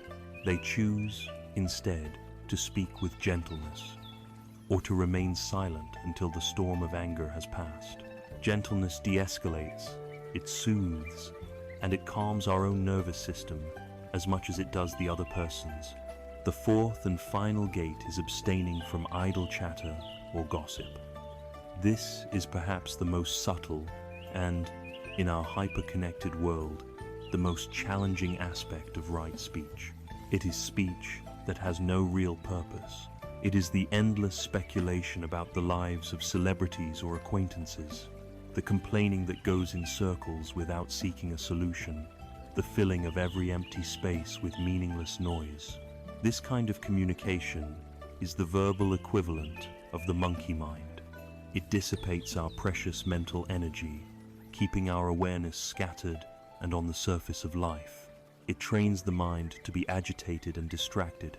Committing to abstain from idle chatter does not mean we must always be serious or that we cannot engage in friendly conversation. It means we bring an intention of purposefulness to our communication. Before speaking, we can ask ourselves, is what I am about to say true? Is it kind? Is it necessary? Is this the right time to say it? If the answer to these questions is no, then perhaps the most skillful response is what is known as noble silence. Learning to be comfortable in silence, both with others and with ourselves, is a powerful practice.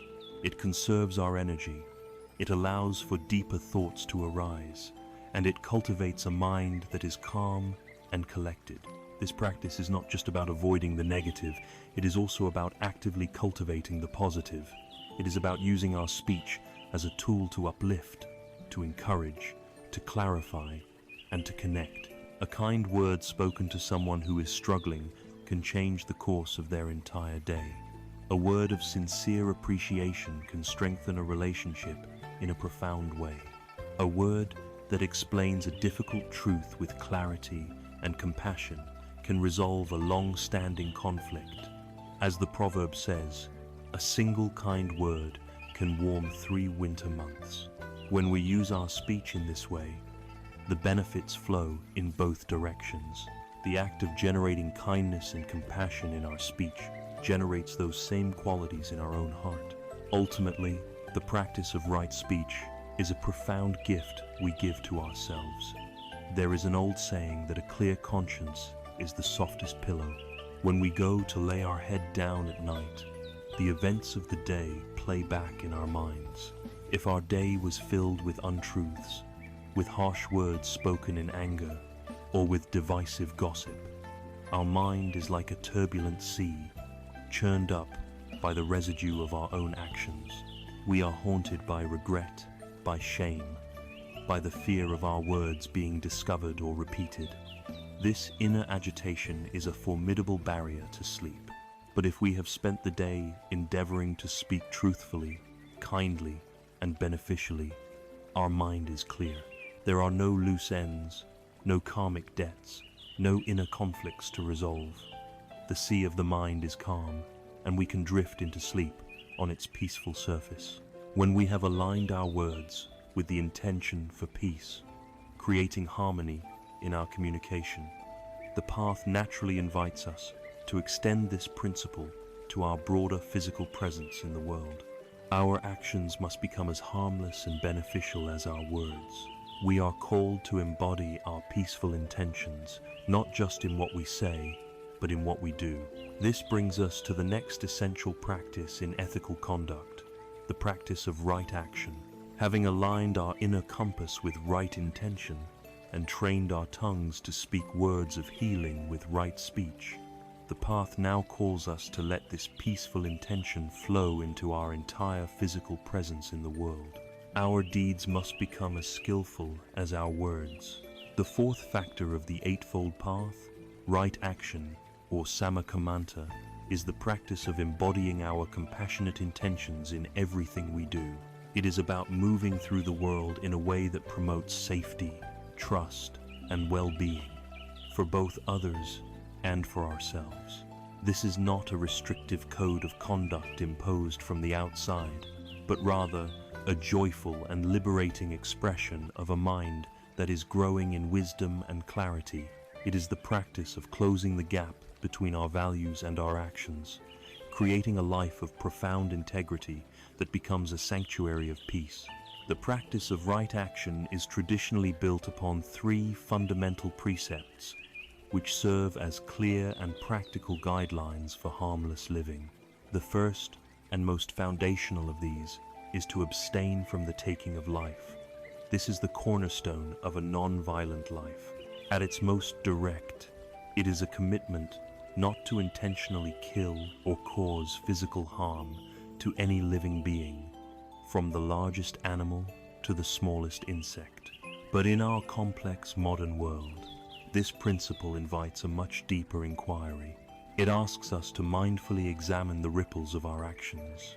It encourages us to consider the sources of our food, the products we buy, and the industries we support, and to ask whether they contribute to violence and killing in the world.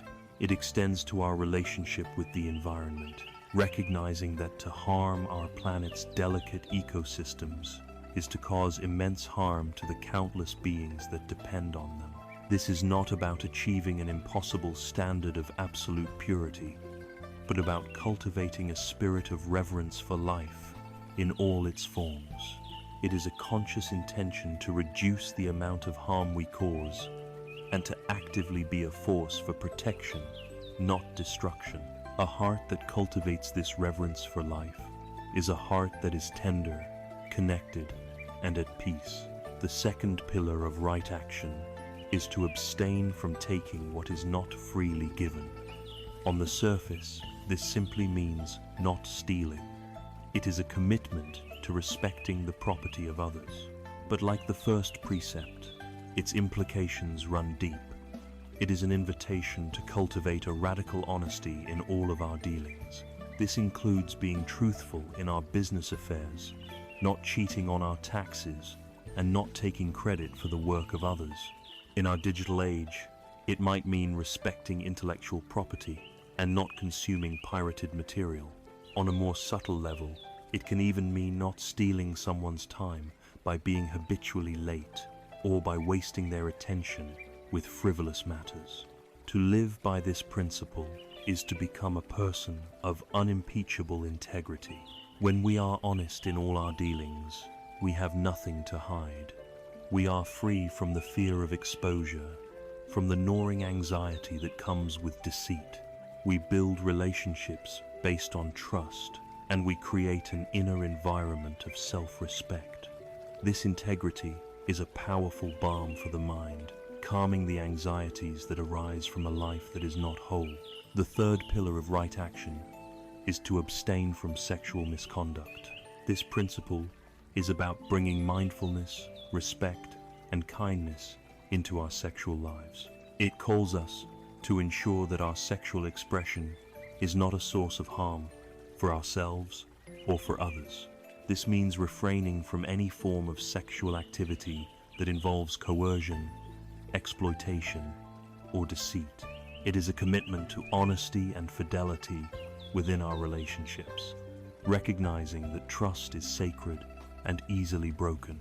In a broader sense, it asks us to not objectify others, to see them as whole, complex human beings, not merely as objects for our gratification. It encourages us to be mindful of the media we consume, avoiding that which degrades or exploits people sexually. At its heart, this precept is about ensuring that our sexuality, a powerful and beautiful part of our human experience, is a force for genuine connection, intimacy, and mutual respect, rather than a cause for suffering, jealousy, and emotional turmoil.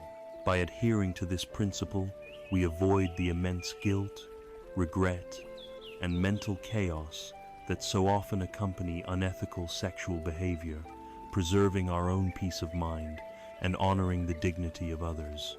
When we commit to living with this kind of integrity, the reward is not something we receive in a future life. It is something we experience right now, tonight, when we lie down to sleep. A mind that is free from the karmic residue of harmful actions is a mind that can be at peace. Guilt, remorse, and regret are powerful thieves of sleep.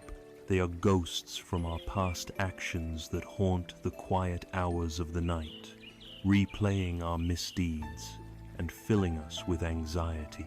Each time we choose right action over a harmful impulse, we are refusing to create another ghost. We are choosing peace over turmoil. We are building a life that feels solid and whole, where our outer actions are in perfect harmony with our deepest inner values. This sense of wholeness is a powerful antidote to the fractured and anxious state of the modern mind. The transformative power of changing one's actions is beautifully illustrated in the story of a man named Angulimala.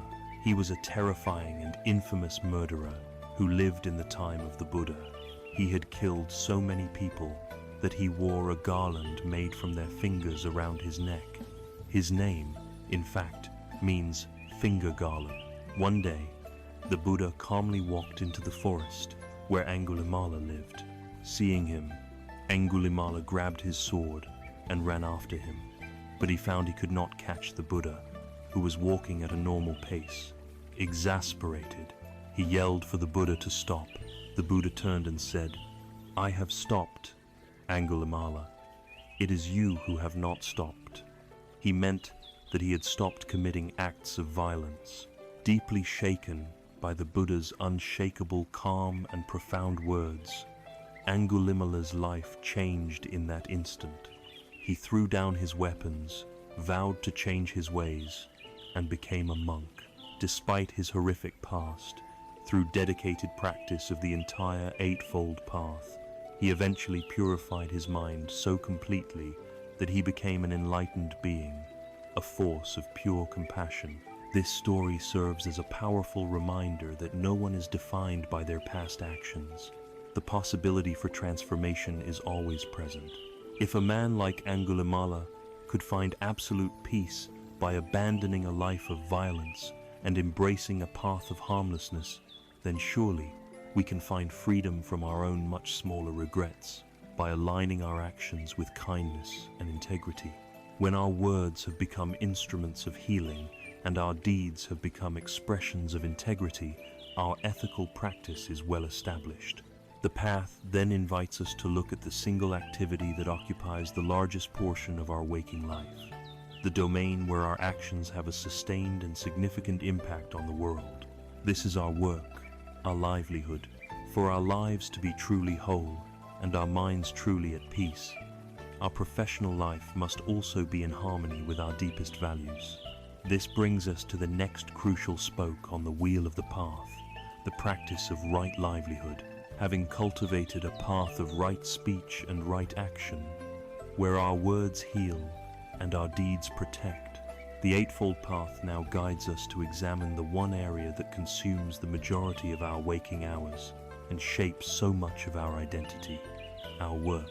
The fifth factor, right livelihood, or sama ajiva, is the final and crucial component in the division of ethical conduct.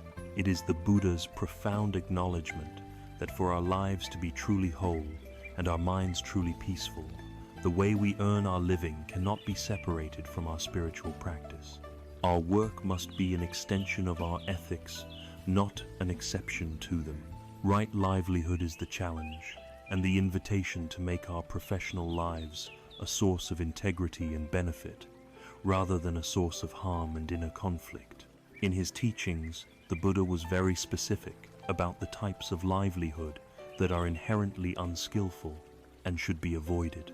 he named 5 trades that directly cause suffering in the world: dealing in weapons, which facilitate violence; dealing in living beings, which includes slavery, human trafficking, and the raising of animals for slaughter; the business of producing and selling meat; dealing in intoxicants that cloud the mind and lead to heedlessness; and dealing in poisons. The common thread among these professions is clear and undeniable. They are all built upon a foundation of harm. To engage in such work is to directly contradict the intentions of goodwill and harmlessness that we have been so carefully cultivating. It creates powerful negative karma, and it inevitably agitates and pollutes the mind of the one engaged in it. While this ancient list is still remarkably relevant, the principle behind it is what truly matters in our complex modern world. The fundamental question Right Livelihood asks us to consider is this: does my work, directly or indirectly, cause harm to myself, to others, or to the planet? This question invites a deep and sometimes uncomfortable inquiry. In our interconnected global economy, the lines of harm can be subtle. Does my company employ deceptive advertising to sell its products? Does it rely on supply chains that exploit workers in other countries? Does its operations significantly damage the environment? Does my work involve creating technologies like addictive social media algorithms or predatory financial instruments that are designed to exploit human weakness? Does the culture of my workplace promote a toxic level of stress, competition, and burnout? To live a life where, for 8 or more hours a day, we are required to act in ways that contradict our deepest values is to create a state of profound inner conflict. Psychologists call this cognitive dissonance. It is the mental stress we experience when we hold 2 or more contradictory beliefs, ideas, or values, or when our actions clash with our beliefs. It is a state of being inwardly fractured. We might try to compartmentalize, to tell ourselves it's just a job, but the mind does not work that way. The guilt, the compromise, and the sense of inauthenticity seep into every other area of our lives. This internal friction is an immense source of chronic anxiety, cynicism, and depression. It is the heavy, invisible burden that we carry home at the end of the day, the unresolved conflict that replays in our minds as we try to fall asleep. It is impossible to cultivate a truly peaceful mind when the very foundation of our daily life is built on a contradiction. Right livelihood, therefore, is the practice of seeking to resolve this conflict. It is the courageous effort to find work that is, at the very least, not causing harm. But it doesn't stop there. The positive aspect of right livelihood is the search for work that is actively beneficial, work that aligns with our values and provides a sense of meaning and purpose. This is a radical departure from the modern cultural narrative that equates success with money, power, and status. The wisdom of this path suggests that true success is a peaceful heart and a clear conscience. A job with a more modest salary that allows us to feel good about what we do is infinitely more valuable than a high-powered position that slowly erodes our soul. This might mean choosing a career in a helping profession, in education, in the arts, or in work that promotes sustainability and social justice. But it doesn't have to be so grand. Any honest work, performed with integrity and a good heart, can be a form of right livelihood. The spirit in which we work is just as important as the work itself. Imagine 2 people building chairs. The first works with resentment and impatience. His only motivation is the paycheck at the end of the week. He sees the wood as an obstacle, the tools as a nuisance. He cuts corners where he can, and his mind is filled with fantasies of being somewhere else. His day is a source of drudgery, and the chair he produces is mediocre. The second craftsman works with mindfulness and care. He respects the wood, feeling its grain and texture. He is focused on his actions, and he takes quiet satisfaction in using his skill to create something of quality and utility. His work is a form of active meditation. His mind is calm and present. At the end of the day, he is not left with a feeling of resentment, but with a sense of wholesome accomplishment. Both men earn a living, but only one is practicing right livelihood. We can bring this quality of mindful presence and integrity to any job, transforming it from a simple necessity into a meaningful part of our path. With the cultivation of right livelihood, we complete the 3 pillars of ethical conduct. We have aligned our speech, our physical actions, and now our professional lives with the principles of compassion and harmlessness. We have, in essence, built a solid foundation for our house. By ceasing to create major disturbances in our outer life, we create the conditions for a profound stillness in our inner life. A mind that is no longer agitated by guilt, remorse, or the inner conflict of a life lacking integrity is a mind that is finally ready for the deeper, more subtle work of meditation and mental training. This marks a significant transition on our journey. We now move from the division of ethical conduct, sila, which purifies our relationship with the outer world, to the division of mental discipline, samadhi, which purifies the inner world directly. We have prepared the garden by removing the largest rocks and weeds. Now we must learn to till the soil, to water the seeds, and to tend to the delicate plants of wisdom with skill and patience. The first step in this direct cultivation of the mind is the practice of applying a balanced, wise, and persistent energy to our inner work. This is the 6th factor of the path, the practice of right effort. Having established a life of ethical integrity through right speech, right action, and right livelihood, we arrive at a new stage of our journey. We have built a solid and peaceful foundation in our outer world, and now we turn our full attention inward to the direct cultivation of the mind itself. This marks our entry into the 3rd great division of the Eightfold Path, mental discipline or samadhi. The very first factor in this inner training is right effort or sama vayama. The word effort can be misleading for us. In a culture that prizes relentless hustle and celebrates burnout as a sign of dedication, effort often implies struggle, tension, and forceful striving. But right effort is something entirely different. It is not the grit your teeth force of will, but rather a wise, gentle, and joyful persistence. It is the balanced and skillful application of our energy, the art of knowing when to be firm and when to be soft. It is the intelligent engine that drives our practice forward, ensuring we neither stagnate in laziness nor burn out from excessive strain. The practice of right effort can be understood as the ongoing work of a wise gardener tending to the garden of the mind. This gardener has 4 main tasks, which encompass the entirety of our inner cultivation. The first task is to prevent the growth of weeds. This is the effort of preventing unwholesome states of mind, such as anger, greed, jealousy, or anxiety, from arising in the first place. Like a gardener who puts up a fence to keep out pests, we practice a wise restraint of our senses.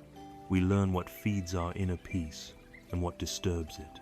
We might recognize that watching a disturbing news report or engaging in a heated online argument just before bedtime plants seeds of agitation that will sprout in the darkness.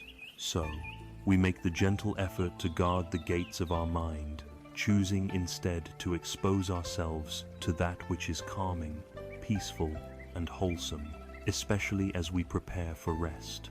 The second task is to gently remove any weeds that have already sprouted. Despite our best efforts, unwholesome thoughts and emotions will inevitably arise.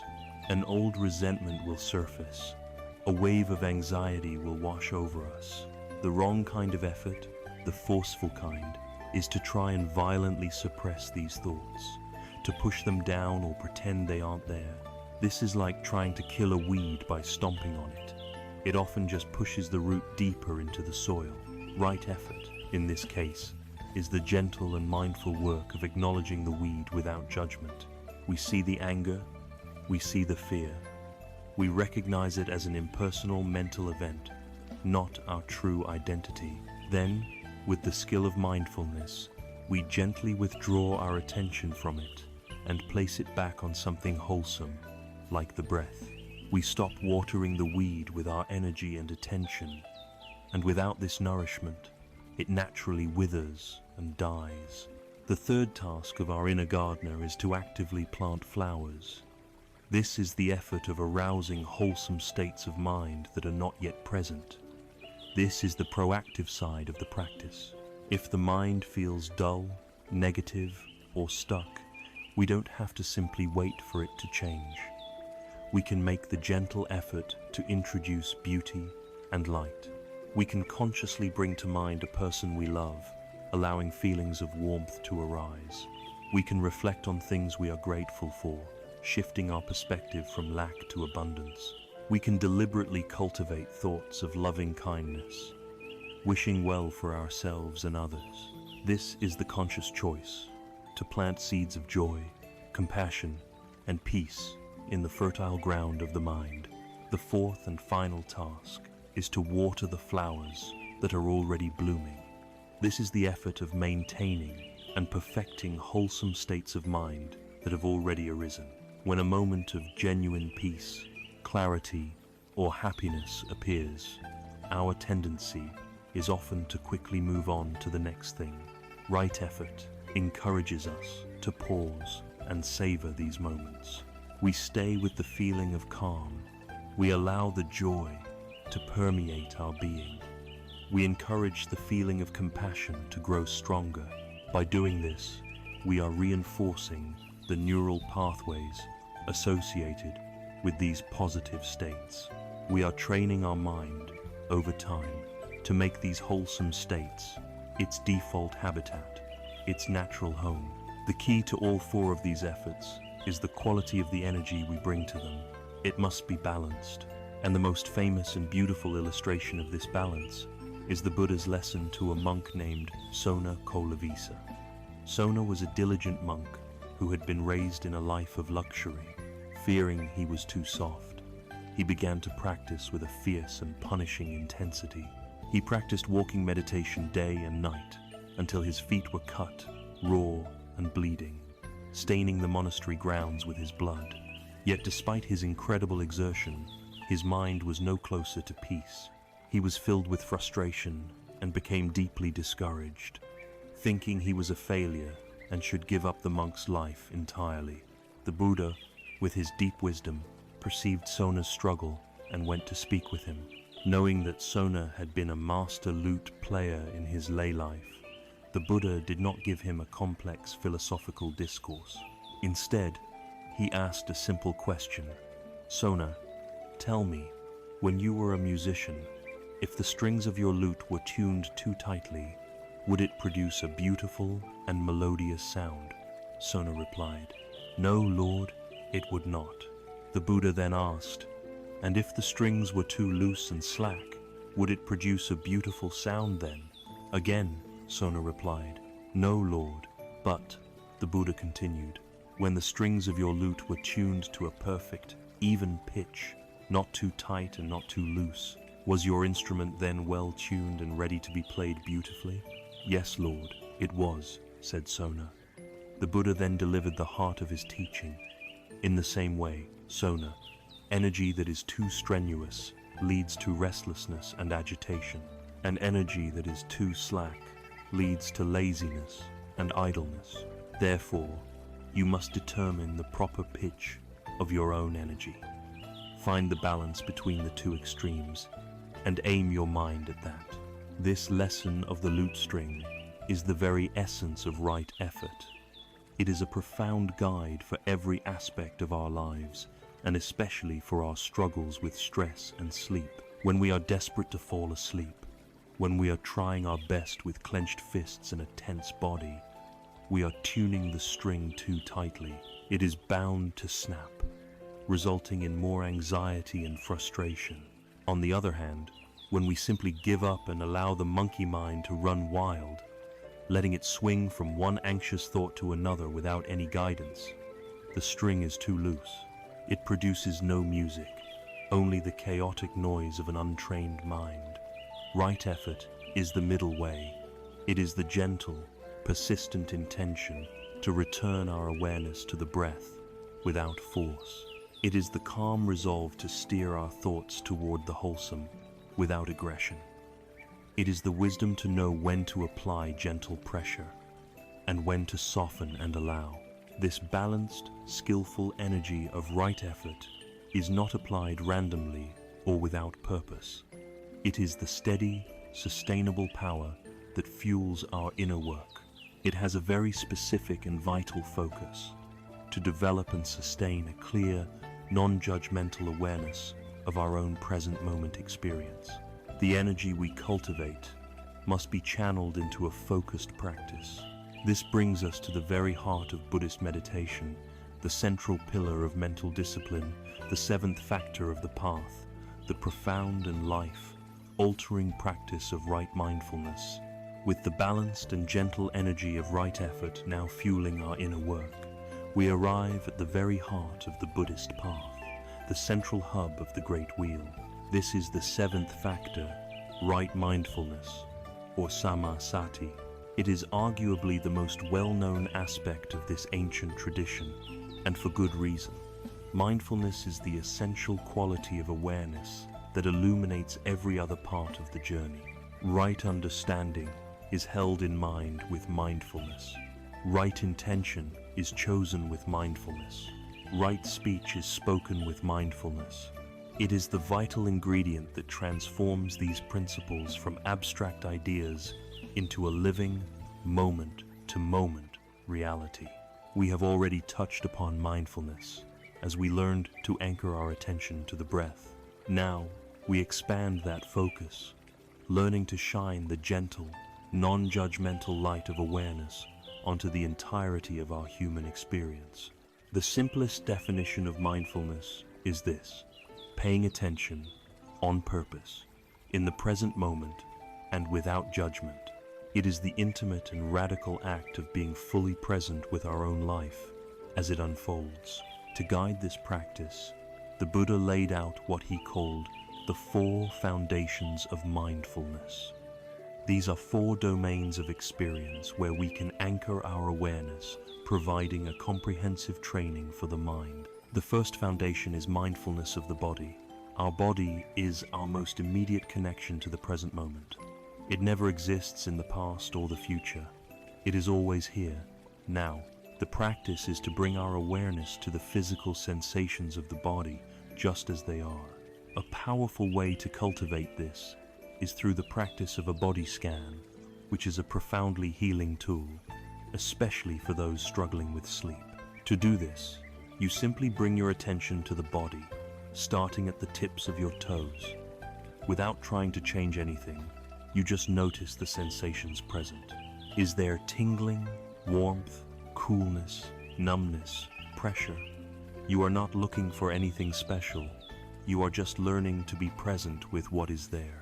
Then, you slowly, gently, move your awareness up through your feet, your ankles, your calves, your knees, and so on, bringing this same quality of gentle, curious attention to every part of the body, one by one. What we often discover during this practice is how much tension we are holding unconsciously. We may find our jaw is clenched, our shoulders are raised, our stomach is tight. The first step is just to notice this tension without judging it. The simple act of shining the light of awareness on it is often enough to begin the process of release. The tension, when met with gentle acceptance rather than resistance, often begins to soften and dissolve on its own. The body scan grounds our scattered mind, pulling it out of the world of anxious thoughts and anchoring it in physical reality. It is a powerful way to calm the nervous system and prepare the body for a state of deep and restful peace. The second foundation is mindfulness of feelings, or more accurately, mindfulness of sensations. In the Buddhist sense, this refers to the raw, immediate tone of any experience, which can be categorized as either pleasant, unpleasant, or neutral. Every single moment of our lives contains one of these three feeling tones. The untrained mind is on autopilot, constantly reacting to them. We grasp at and try to prolong pleasant feelings. We resist and try to push away unpleasant feelings, and we are usually bored and inattentive during neutral feelings. This constant grasping and pushing is the very engine of tanha, our thirst and craving. The practice of mindfulness, of feelings, is to simply notice these tones as they arise, without getting caught in the habitual reaction. When you feel the warmth of a cup of tea in your hands, you can mindfully note pleasant feeling. When you feel a slight ache in your back, you can note unpleasant feeling. When you feel the neutral sensation of your hands resting on your lap, you can note neutral feeling. By doing this, we create a small but crucial gap between the stimulus and our reaction. We interrupt the autopilot. We begin to see that feelings are just feelings. They are temporary, impersonal events. We don't have to be ruled by them. This gives us an incredible sense of freedom and emotional balance. The third foundation is mindfulness of the mind itself, or consciousness. This is the practice of being aware of the state of our own mind from moment to moment. We learn to recognize, without judgment, what is present. We can note, the mind is feeling angry, or the mind is scattered. The mind is calm, the mind is filled with doubt, or the mind is full of compassion. The key is the shift in language and perception. Instead of being lost in the anger and thinking, I am so angry, we step back and recognize anger as a temporary visitor, a passing cloud in the vast sky of the mind. This act of naming the mental state without identifying with it is incredibly powerful. It robs the state of its ability to define us. We are not our anger. We are not our anxiety. We are the calm, spacious awareness that is able to see and hold all of these changing states. For anyone who lies awake at night, tormented by anxious thoughts, this practice is a lifeline. To be able to look at the anxiety and say, ah, this is anxiety, I see it, is to step out of the storm and into a place of refuge. The fourth foundation is mindfulness of dhammas, or mental objects. This is the most comprehensive foundation, where we learn to see our experience through the clear lens of the teachings themselves.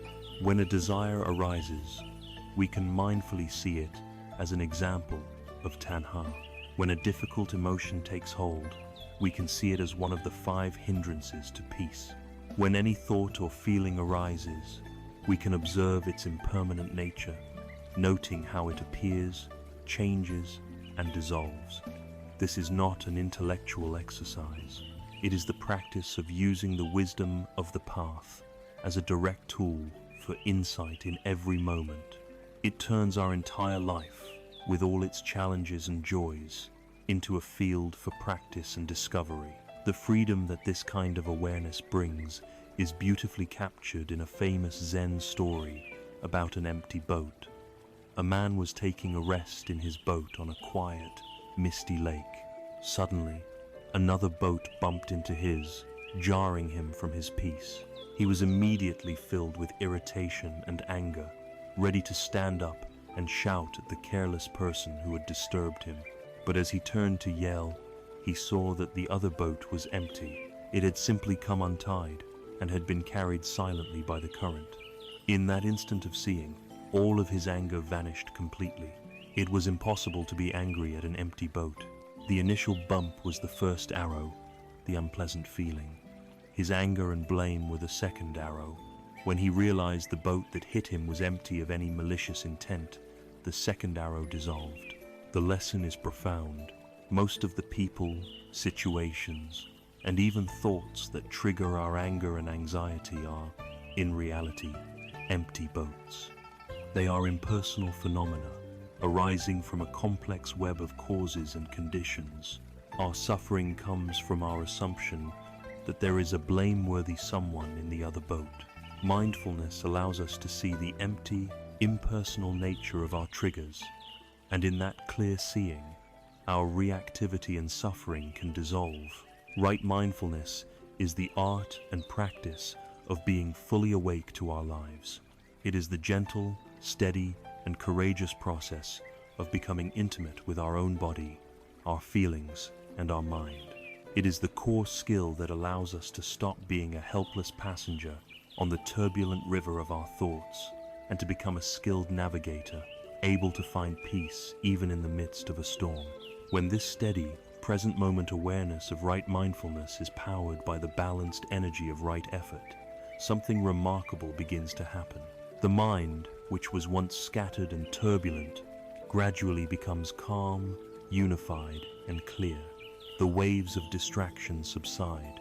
This state of profound collectedness and inner stillness is the natural culmination of our practice. It is the eighth and final factor of the path, the destination to which mindfulness leads, the deep and restorative state of right concentration. As we journey deeper into the landscape of the mind, powered by the balanced energy of right effort and guided by the steady light of right mindfulness, we arrive at the culmination of our inner training. This is the eighth and final factor of the noble Eightfold Path, right concentration, or Sama Samadhi. If right effort is the gentle persistence that keeps us walking, and right mindfulness is the act of paying close attention to the path beneath our feet, then right concentration is the experience of arriving at a place of profound stillness, clarity, and peace. It is the natural fruit that grows from the sustained practice of the preceding path factors. It is the mind's ability to become unified, to gather all its scattered rays of attention and rest them, unwavering, upon a single point.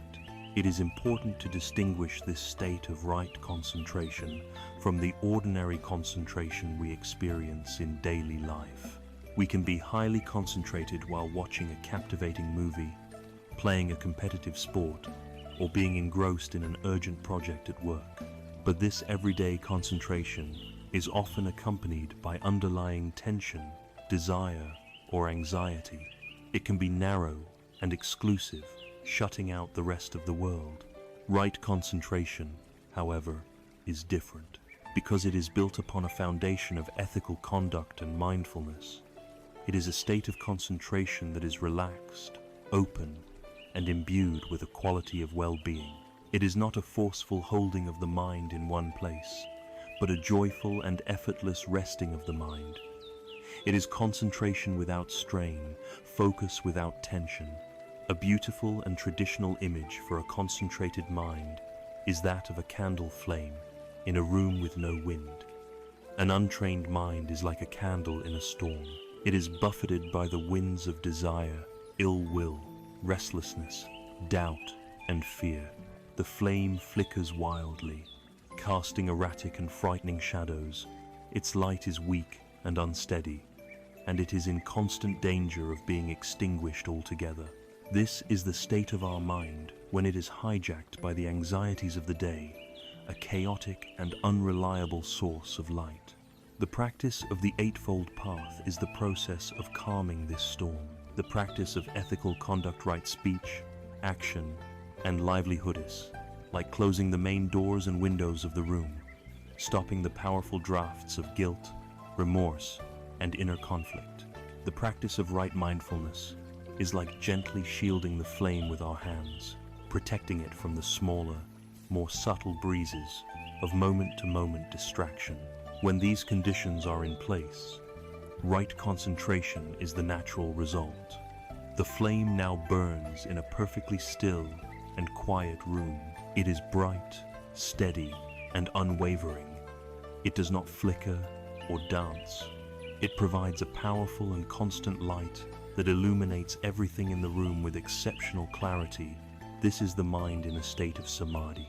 It is stable, serene, and powerful. A mind like this is not easily disturbed.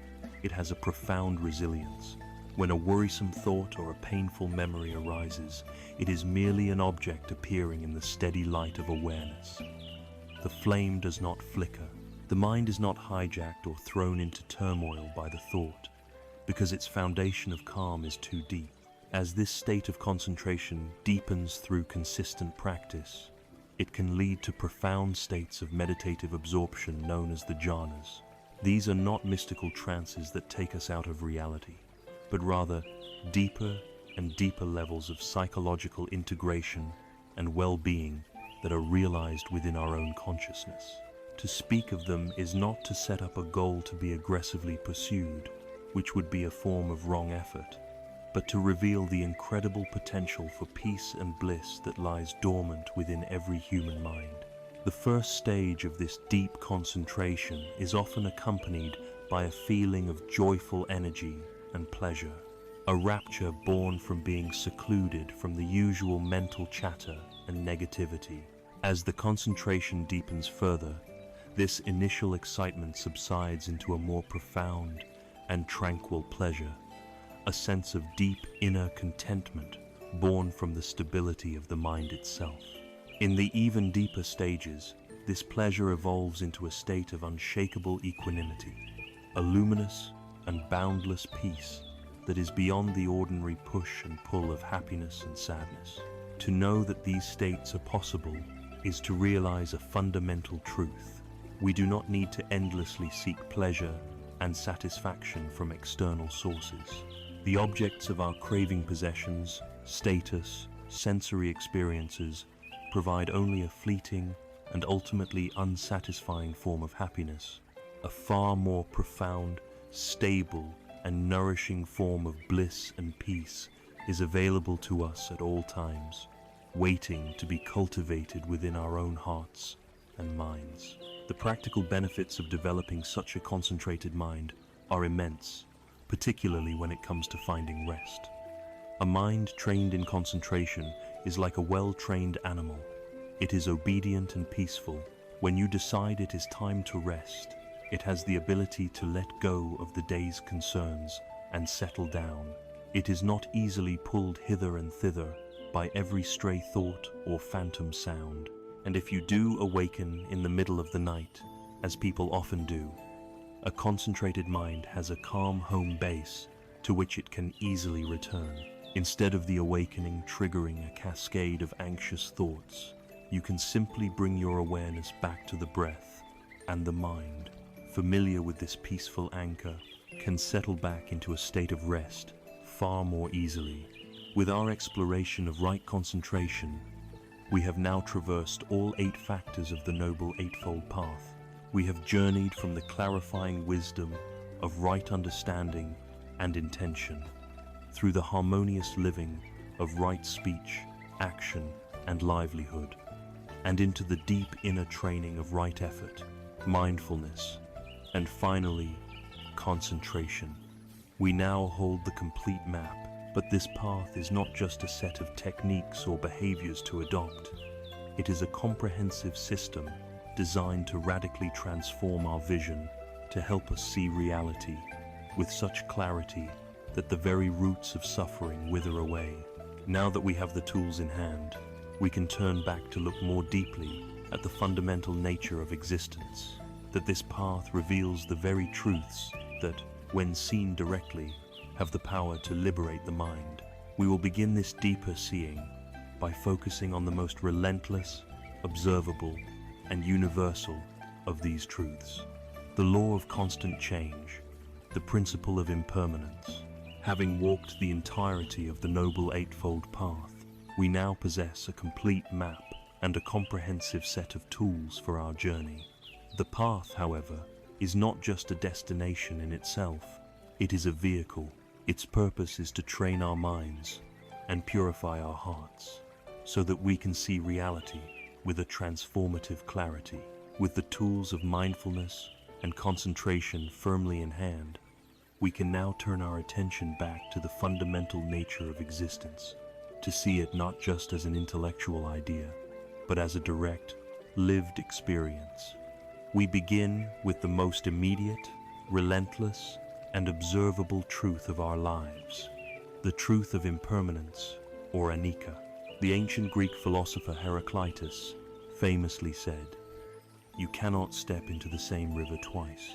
This is a beautiful expression of the truth of constant change. The Buddha's insight into anicca goes even deeper.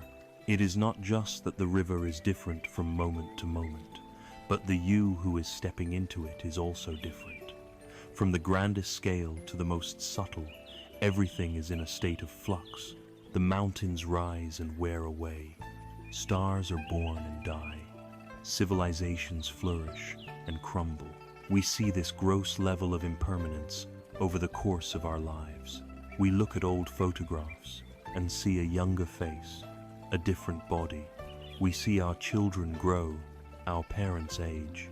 We accept this level of change intellectually, but the true, liberating insight into anicca comes from observing its reality in the subtle, moment-to-moment texture of our own experience. Through the lens of mindfulness, we can see this directly. Pay attention to a sound. It arises, it exists for a brief moment, and it vanishes completely, replaced by silence or another sound. It is gone forever. Observe a physical sensation, perhaps an itch on your arm. It appears, it may grow in intensity, and then, inevitably, it fades away. Watch your own thoughts.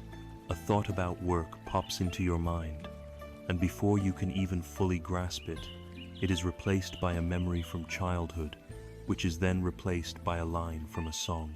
They are like bubbles rising through water, appearing for an instant, and then vanishing without a trace. This is not a philosophical theory. It is the most basic, observable fact of our existence. Nothing is static. Everything is a process. Life is not a noun. It is a verb. It is a constant, dynamic, unending flow. This universal law of change is not, in itself, a source of suffering. The change is neutral. Our suffering, our dukkha, arises almost entirely from our resistance to this flow. It comes from our desperate attempt to build a permanent dam in the middle of a powerful river. This resistance takes two primary forms. The first is clinging. When we experience something pleasant, a moment of joy, a feeling of success, a state of good health, a loving relationship, an instant reaction is to grasp it. We want to hold on to it, to freeze that moment in time and make it permanent. We build our identity around it. But because all things are impermanent, the moment inevitably passes, the feeling fades, the situation changes. And because we are clinging so tightly, this change is experienced as loss, as pain, as failure. We suffer not because the pleasant moment ended, but because we tried to make it permanent when its nature was to be temporary. The second form of resistance is aversion. When we experience something unpleasant, a difficult emotion like fear, a painful physical sensation, a stressful situation at work hour, immediate reaction is to push it away. We want it to stop. We fight it. We deny it. We distract ourselves from it. This battle against the reality of the present moment adds a powerful second arrow of suffering. The initial pain is the first arrow. Our mental and emotional resistance, our thought that this shouldn't be happening, is the second arrow, and it is often far more painful than the first. We exhaust ourselves in a futile struggle against the unpleasant, refusing to accept its presence, even though its nature, like everything else, is to arise and eventually pass away. This insight into impermanence is a powerful medicine, especially for the states of anxiety and insomnia that torment us. When we are lying in bed at 3 in the morning, our heart pounding with anxiety, the feeling can seem monstrous, solid, and eternal. The mind's story is, this is unbearable, and it will last forever. This thought is what fuels the panic. But if we can bring the wisdom of anicca to that moment, we can begin to investigate the feeling. Is it really one solid, unchanging block of anxiety? Or, if we observe it closely, is it a constantly shifting constellation of physical sensations? Is it a tightness in the chest that pulses and changes? Is it a warmth in the face that ebbs and flows? Are the thoughts that accompany it the same from second to second? When we look this closely, we see that it is not a solid entity. It is a flickering, dynamic, and impermanent process. By seeing its transient nature, we no longer have to believe the mind's terrifying story that it will last forever. We can breathe and whisper to ourselves the profound truth: this, too, shall pass. This is not a wish.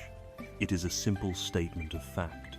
This recognition creates a space around the anxiety.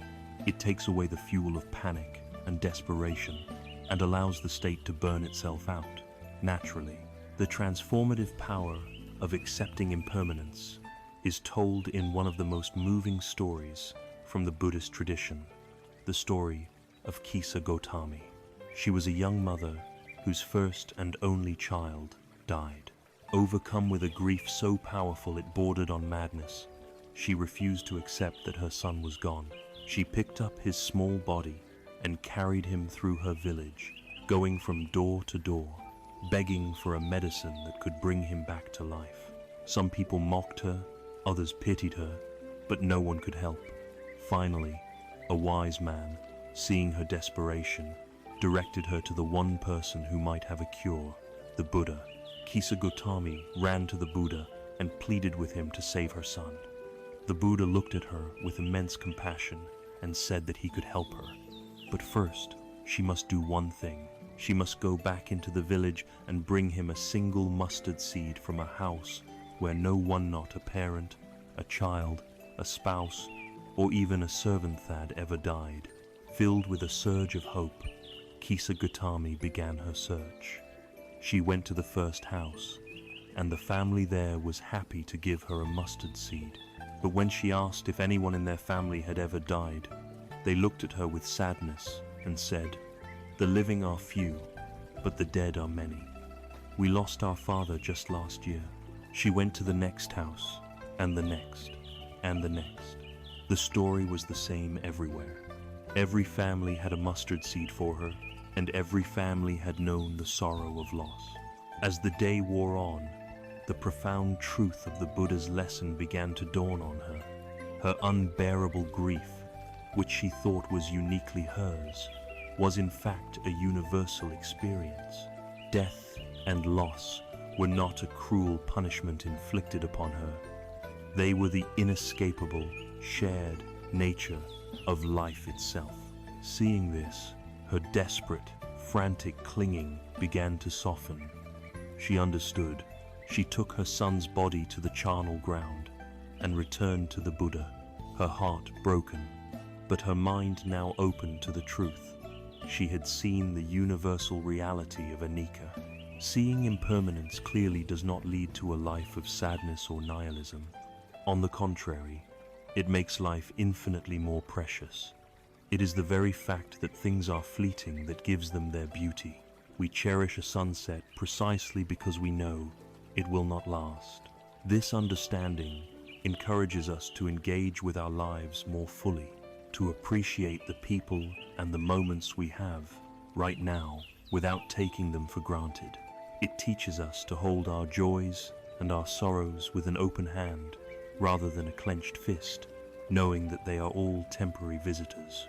This deep, experiential understanding that everything is in a constant state of flux leads to a fascinating and essential question.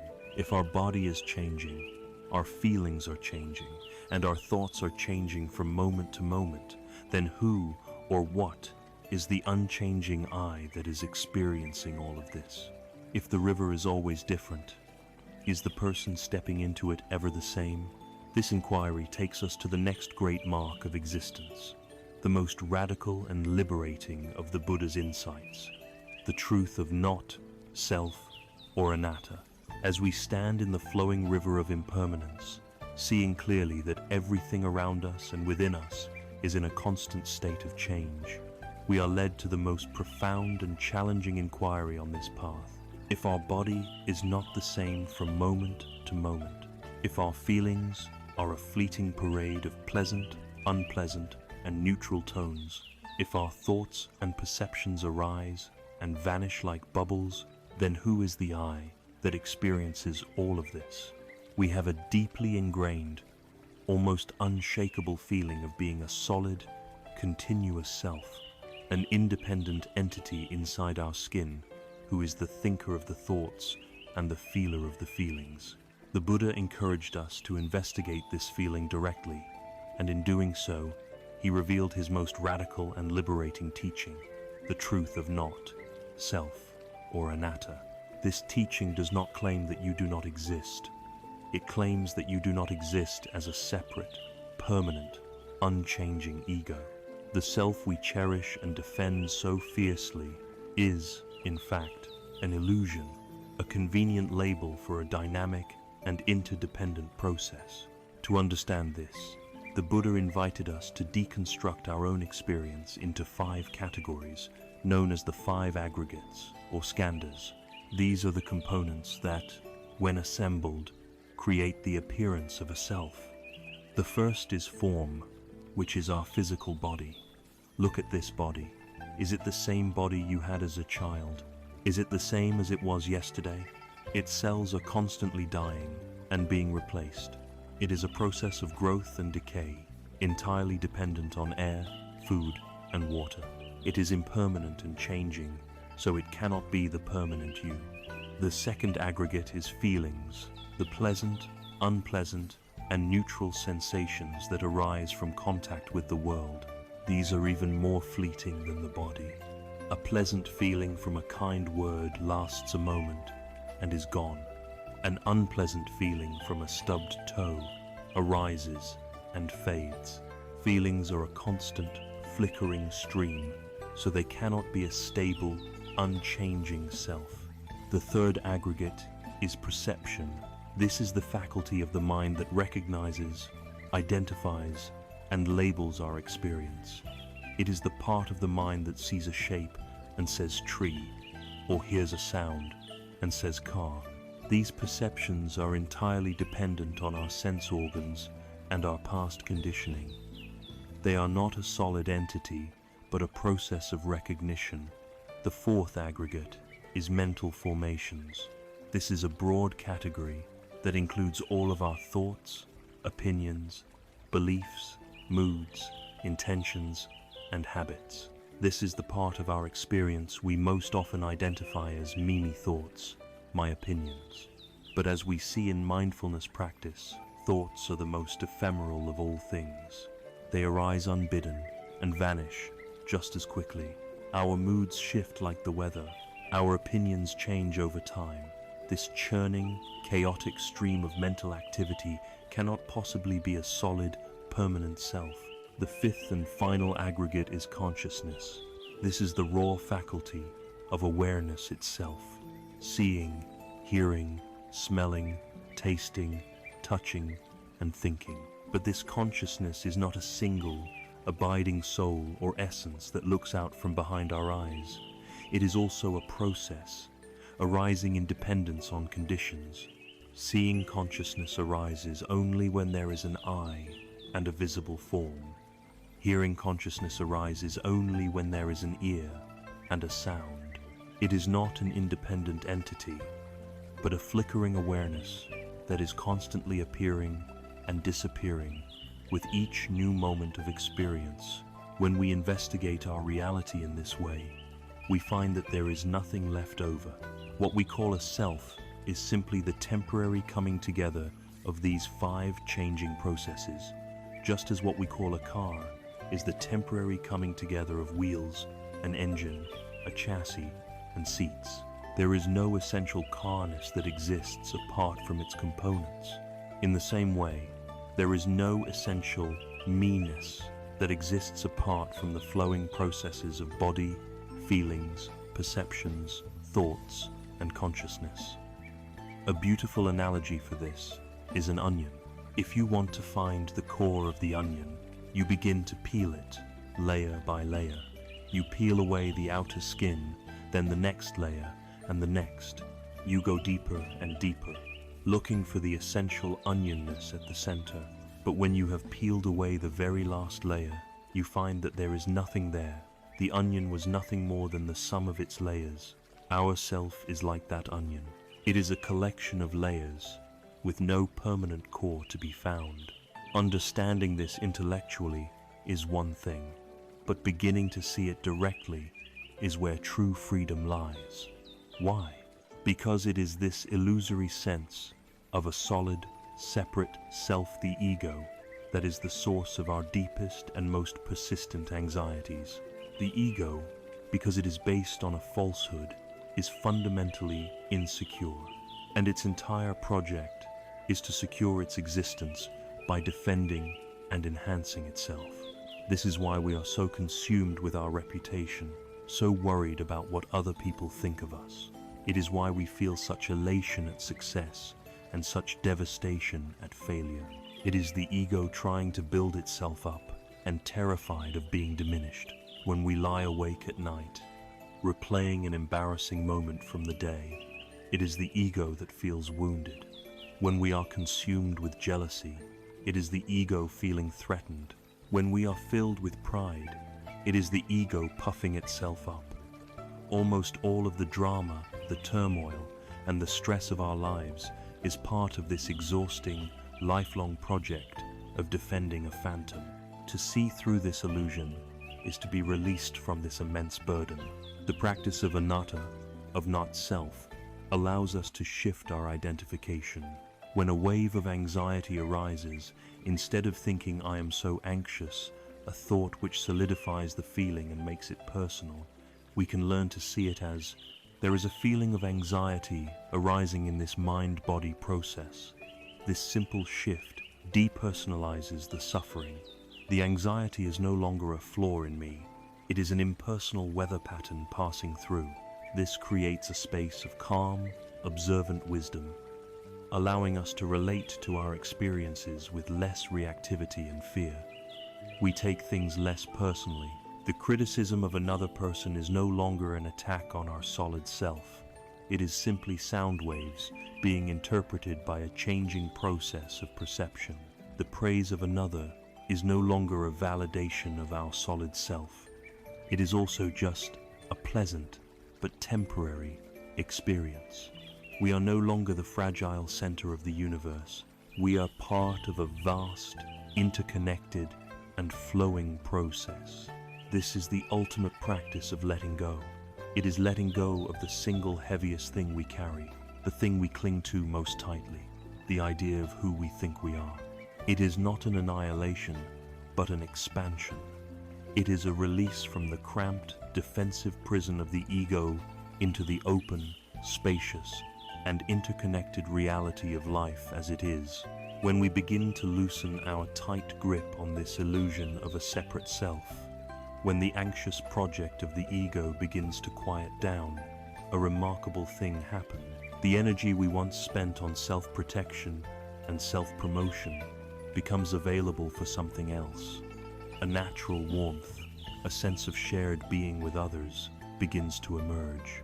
By seeing our own self as a process of arising and passing phenomena, we more easily see others in the same way, as fellow processes of suffering and joy.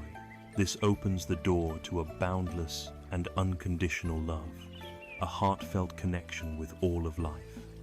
It is the practice of metta, or loving kindness. As the rigid and defensive walls of the illusory self begin to soften, as we see through the story of a separate me and recognize our interconnectedness with all of life, a natural warmth can begin to permeate our being. The energy that was once consumed by self-protection and self-promotion is now liberated.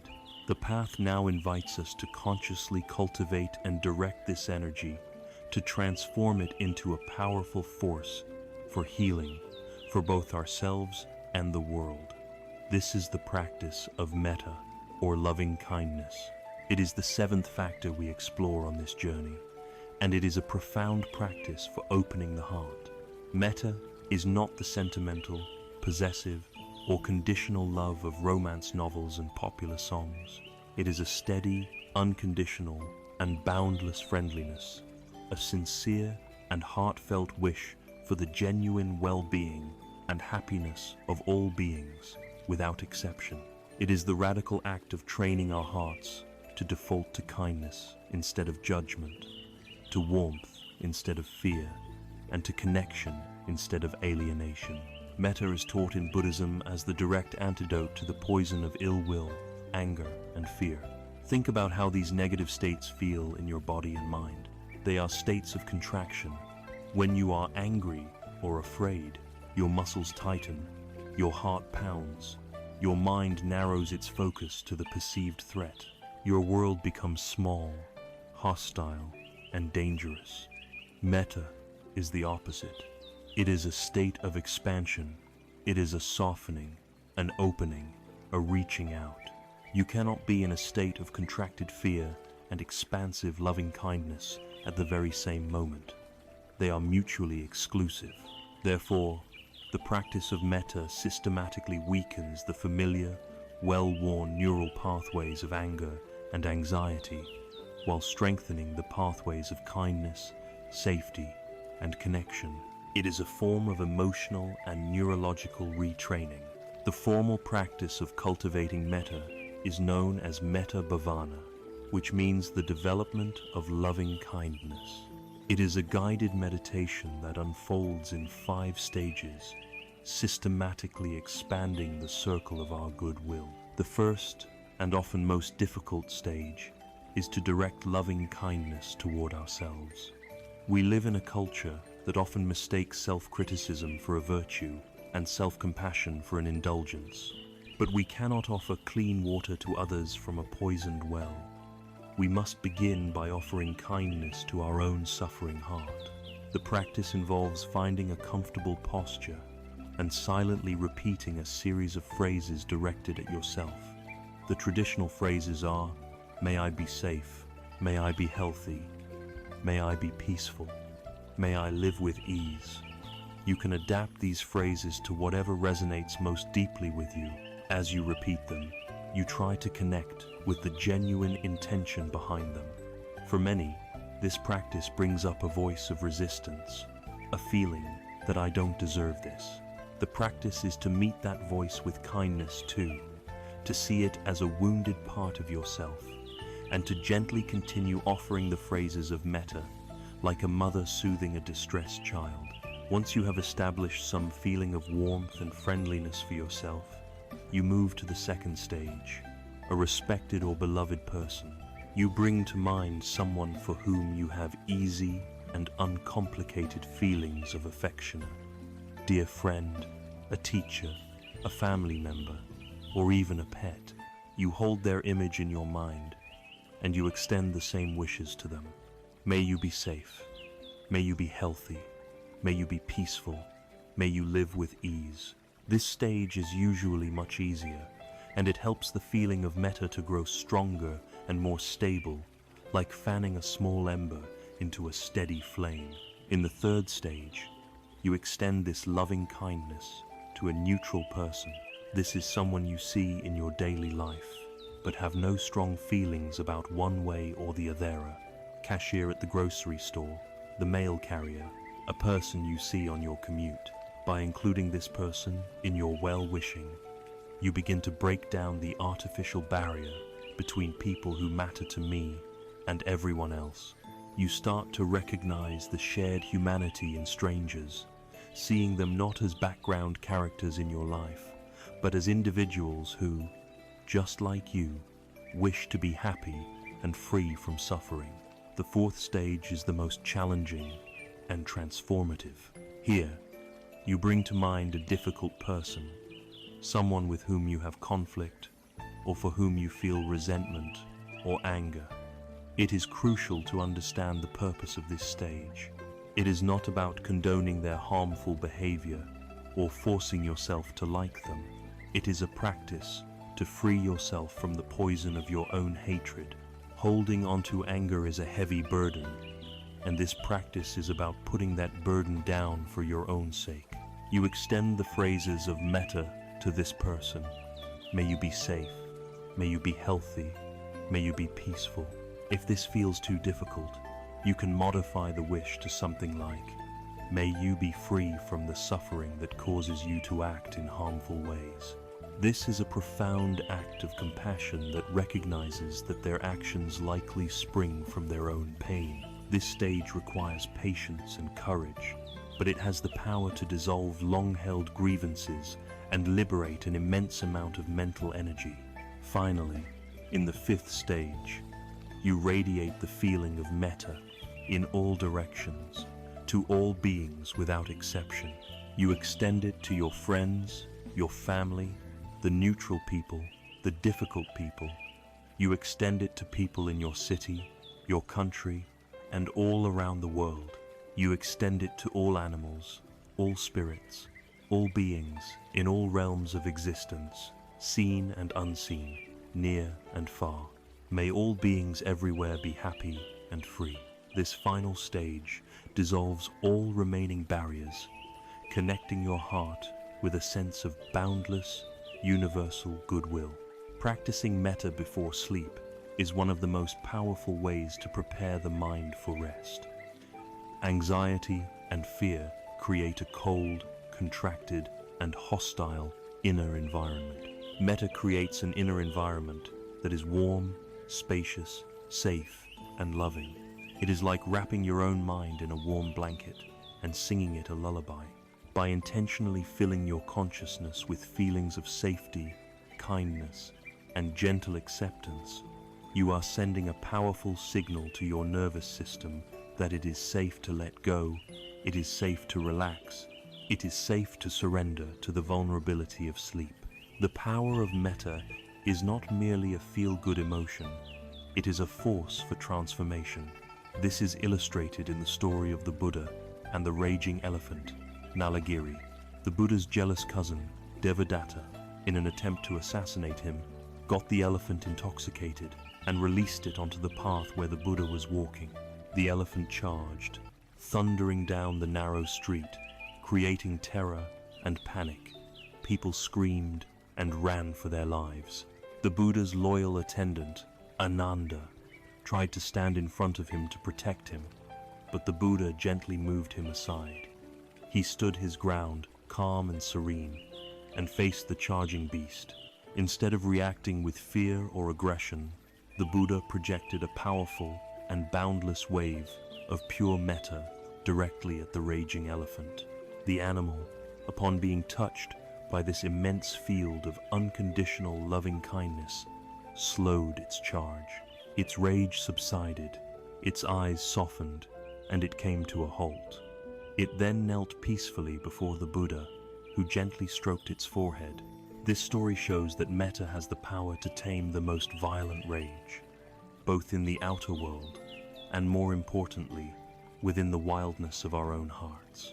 This sincere and boundless wish for all beings to find happiness and well-being, which is metta, has a natural and beautiful companion. As our hearts open and we become more attuned to the world, we not only wish for others to be happy, but we are also deeply moved by their suffering. We feel a heartfelt desire to see that suffering relieved, to offer comfort and aid where we can. This movement of the heart, from wishing for happiness to wishing for an end to pain, is the cultivation of true compassion, or karuna. As our hearts open with the expansive warmth of metta, the sincere wish for all beings to be happy, a natural and beautiful evolution occurs. We begin to see the world not only with a wish for its joy, but with a sensitivity to its sorrow. When we encounter pain, in ourselves or in others, our open heart feels a gentle tremor, a quivering in response to that suffering. This trembling of the heart, combined with the sincere and active wish for that suffering to be relieved, is the essence of karuna, or compassion. If metta is the sun, warming all with its light, karuna is the gentle rain, seeking to soothe the dry, parched earth of pain. It is the eighth quality we explore on our path, and it is the active, engaged expression of a truly open heart. It is vitally important to distinguish true compassion from its near enemy, pity. Pity is an emotion born of separation. When we feel pity for someone, We are often looking down from a position of perceived superiority. Pity says, "Oh, you poor thing, your life is so difficult. I am glad that I am not you." It reinforces the ego and creates a wall between the observer and the one who suffers. It is a feeling for someone, not with them. Compassion, karuna, is the exact opposite. It arises from a deep recognition of our shared humanity, from the understanding of dukkha that we have cultivated. It sees the suffering of another and says, "I understand this pain. I have felt its texture in my own heart. Your suffering is not separate from my suffering. We are in this together." Compassion dissolves the illusion of separation. It is the emotion of solidarity, of shared vulnerability. It is what allows us to truly connect with one another on a profound level. The cultivation of compassion has a paradoxical and deeply healing effect on our own anxieties and worries.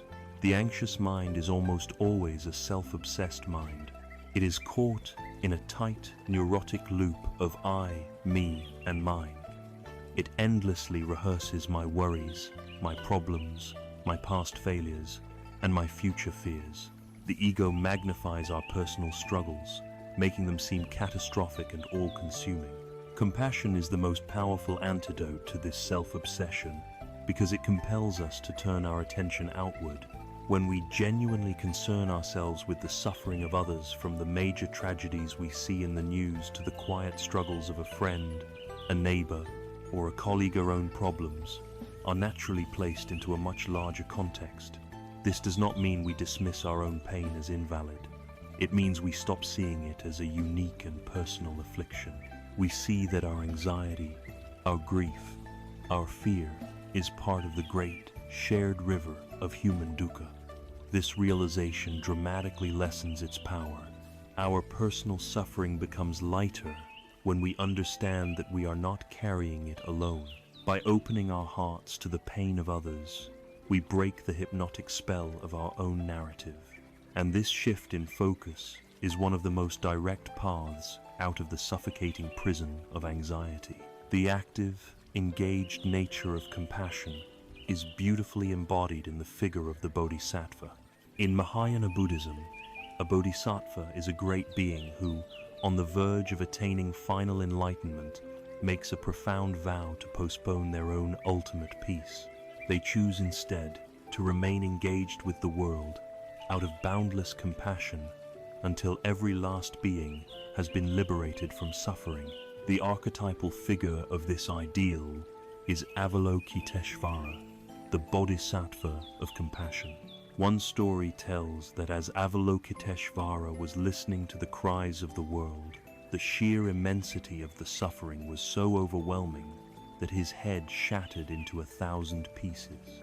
The Buddhas, seeing his incredible compassionate intention, reassembled his head, giving him 1,000 heads to better perceive all the suffering of the universe, and 1,000 arms and hands to better reach out and offer aid. This powerful story teaches us that true compassion is not a passive or sentimental feeling. It is courageous. It does not turn away from the pain of the world, no matter how overwhelming it may seem. It has the strength to stay present with suffering, to bear witness to it, without being destroyed by it. And it is active. The 1,000 arms represent the impulse to help, to do something, however small, to alleviate the pain that we see. This doesn't mean we have the power to solve all the world's problems. It is the intention that matters. The simple act of truly listening to a friend in distress is an act of compassion. Offering a kind word, a helping hand, or simply our quiet, non-judgmental presence can be a profound expression of karuna. It is this active engagement with the world's suffering that transforms both the world and ourselves. We can cultivate this quality in our daily lives through simple practices. We can practice active listening, giving our full, undivided attention to someone when they are sharing their struggles, without an agenda to fix them, but simply to understand them. We can practice a simplified version of the Tibetan meditation known as Tonglen, or sending and receiving. In this practice, we breathe in, imagining that we are taking in the pain and suffering of another person. We breathe out, imagining that we are sending them all of our peace, comfort, and well-being. This is a powerful practice of the heart that directly reverses our usual selfish tendency to grasp at pleasure and push away pain. And we can perform small, unheralded acts of kindness and service, helping others simply for the sake of helping, without any need for recognition or reward. When we practice compassion, we are not only helping others, we are healing ourselves. We are dissolving the illusion of the separate self and stepping into the reality of our profound interconnectedness. We are breaking free from the prison of our own anxieties and finding a sense of purpose in our shared human experience. The wish for others to be free from suffering becomes a powerful force that purifies our own mind of the pettiness, fear, and self-obsession that so often disturb its peace. To sustain these profound qualities of the open heart, both the wish for all to be happy, which is Metta, and the wish for all to be free from suffering, which is Karuna, and to continue to deepen the wisdom that allows them to flourish, our minds require a particular kind of nourishment. In our modern world, a world saturated with constant noise, endless information, and perpetual distraction, the most precious and increasingly rare nutrient for the soul is stillness. To be able to hear the subtle voice of our own intuitive wisdom, and to truly hear the quiet cries of the world that compassion attunes us to, we must first learn to turn down the volume. We must actively seek out and cultivate an environment of inner and outer silence. This brings us to the vital practice of finding strength and clarity in the spaces between the noise. As we cultivate the vast, open-hearted qualities of loving kindness and compassion, we begin to tune into the world with a new sensitivity. We learn to feel the warmth of connection and the trembling ache of shared suffering. But to sustain these delicate qualities, to allow the insights of wisdom to truly deepen, we require an essential and increasingly rare nutrient. In a world that is drowning in noise, the most profound nourishment for the soul is silence. Our modern life is a relentless assault on the senses. From the moment we wake to the moment we fall asleep, we are immersed in a cacophony of both external and internal noise. External noise is the blare of traffic, the constant chime of notifications, the endless stream of podcasts, news reports, and music designed to fill every empty moment. Internal noise is the ceaseless chatter of our own monkey mind, fueled and amplified by the chaos of the outer world. The practice of seeking silence is the conscious act of turning down the volume on both, creating a space of stillness where we can finally hear what truly matters. We live in an age of unprecedented noise pollution, and it is taking a toll on our nervous systems. The external noise is obvious. It is the hum of the city, the demanding ring of the phone, the television left on in an empty room. More subtle, but perhaps more damaging, is the constant stream of information we consume. Our minds, which evolved for a much simpler world, are not designed to process the endless torrent of emails, social media updates, and 24-hour news cycles. This information overload creates a state of perpetual cognitive agitation. It fragments our attention, shortens our ability to concentrate, and keeps us in a low-grade state of fight or flight. Our minds never have a chance to rest, to digest, to integrate. We simply move from one stimulus to the next, our inner world becoming as cluttered and chaotic as our social media feeds. This external noise directly fuels the internal noise.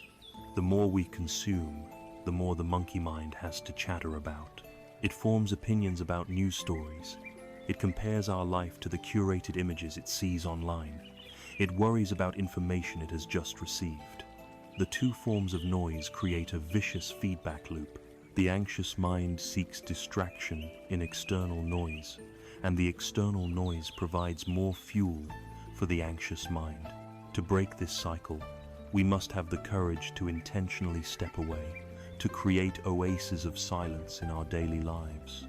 A helpful way to visualize this process is to imagine your mind as a snow globe. When you are constantly rushing, consuming information, and lost in thought, it is as if you are constantly shaking the snow globe. The tiny snowflakes your thoughts, feelings, and perceptions are, swirled into a chaotic, blurry storm. You cannot see the peaceful little scene at the center of the globe. You cannot think clearly. You feel disoriented and unsettled. The practice of cultivating silence is the simple act of setting the snow globe down. When you stop the shaking, when you allow for a period of stillness, the snowflakes don't vanish, but they naturally, gracefully begin to settle. The water becomes clear, and for the first time, you can see the scene within with pristine clarity. It is in this settled stillness that deep insights arise. Problems that seemed impossibly complex when the mind was agitated often resolve themselves with surprising ease when the mind is quiet. In the silence, we can finally hear the quiet, intuitive voice of our own inner wisdom. Creating these oases of silence does not require a retreat to a remote monastery. It is something we can integrate into our daily lives with small, conscious choices. It can begin with a digital detox. We can schedule specific times of the day to turn off our phones, or at least disable all non-essential notification. We can choose to have a screen-free hour or two before bed, allowing the mind to naturally unwind rather than being stimulated by blue light and endless content. This single practice can have a dramatic impact on our ability to fall asleep peacefully. We can also embrace natural silence by intentionally spending time in nature. A walk in a park, a moment spent sitting under a tree, listening to the sound of the wind or the birds. These experiences are deeply restorative.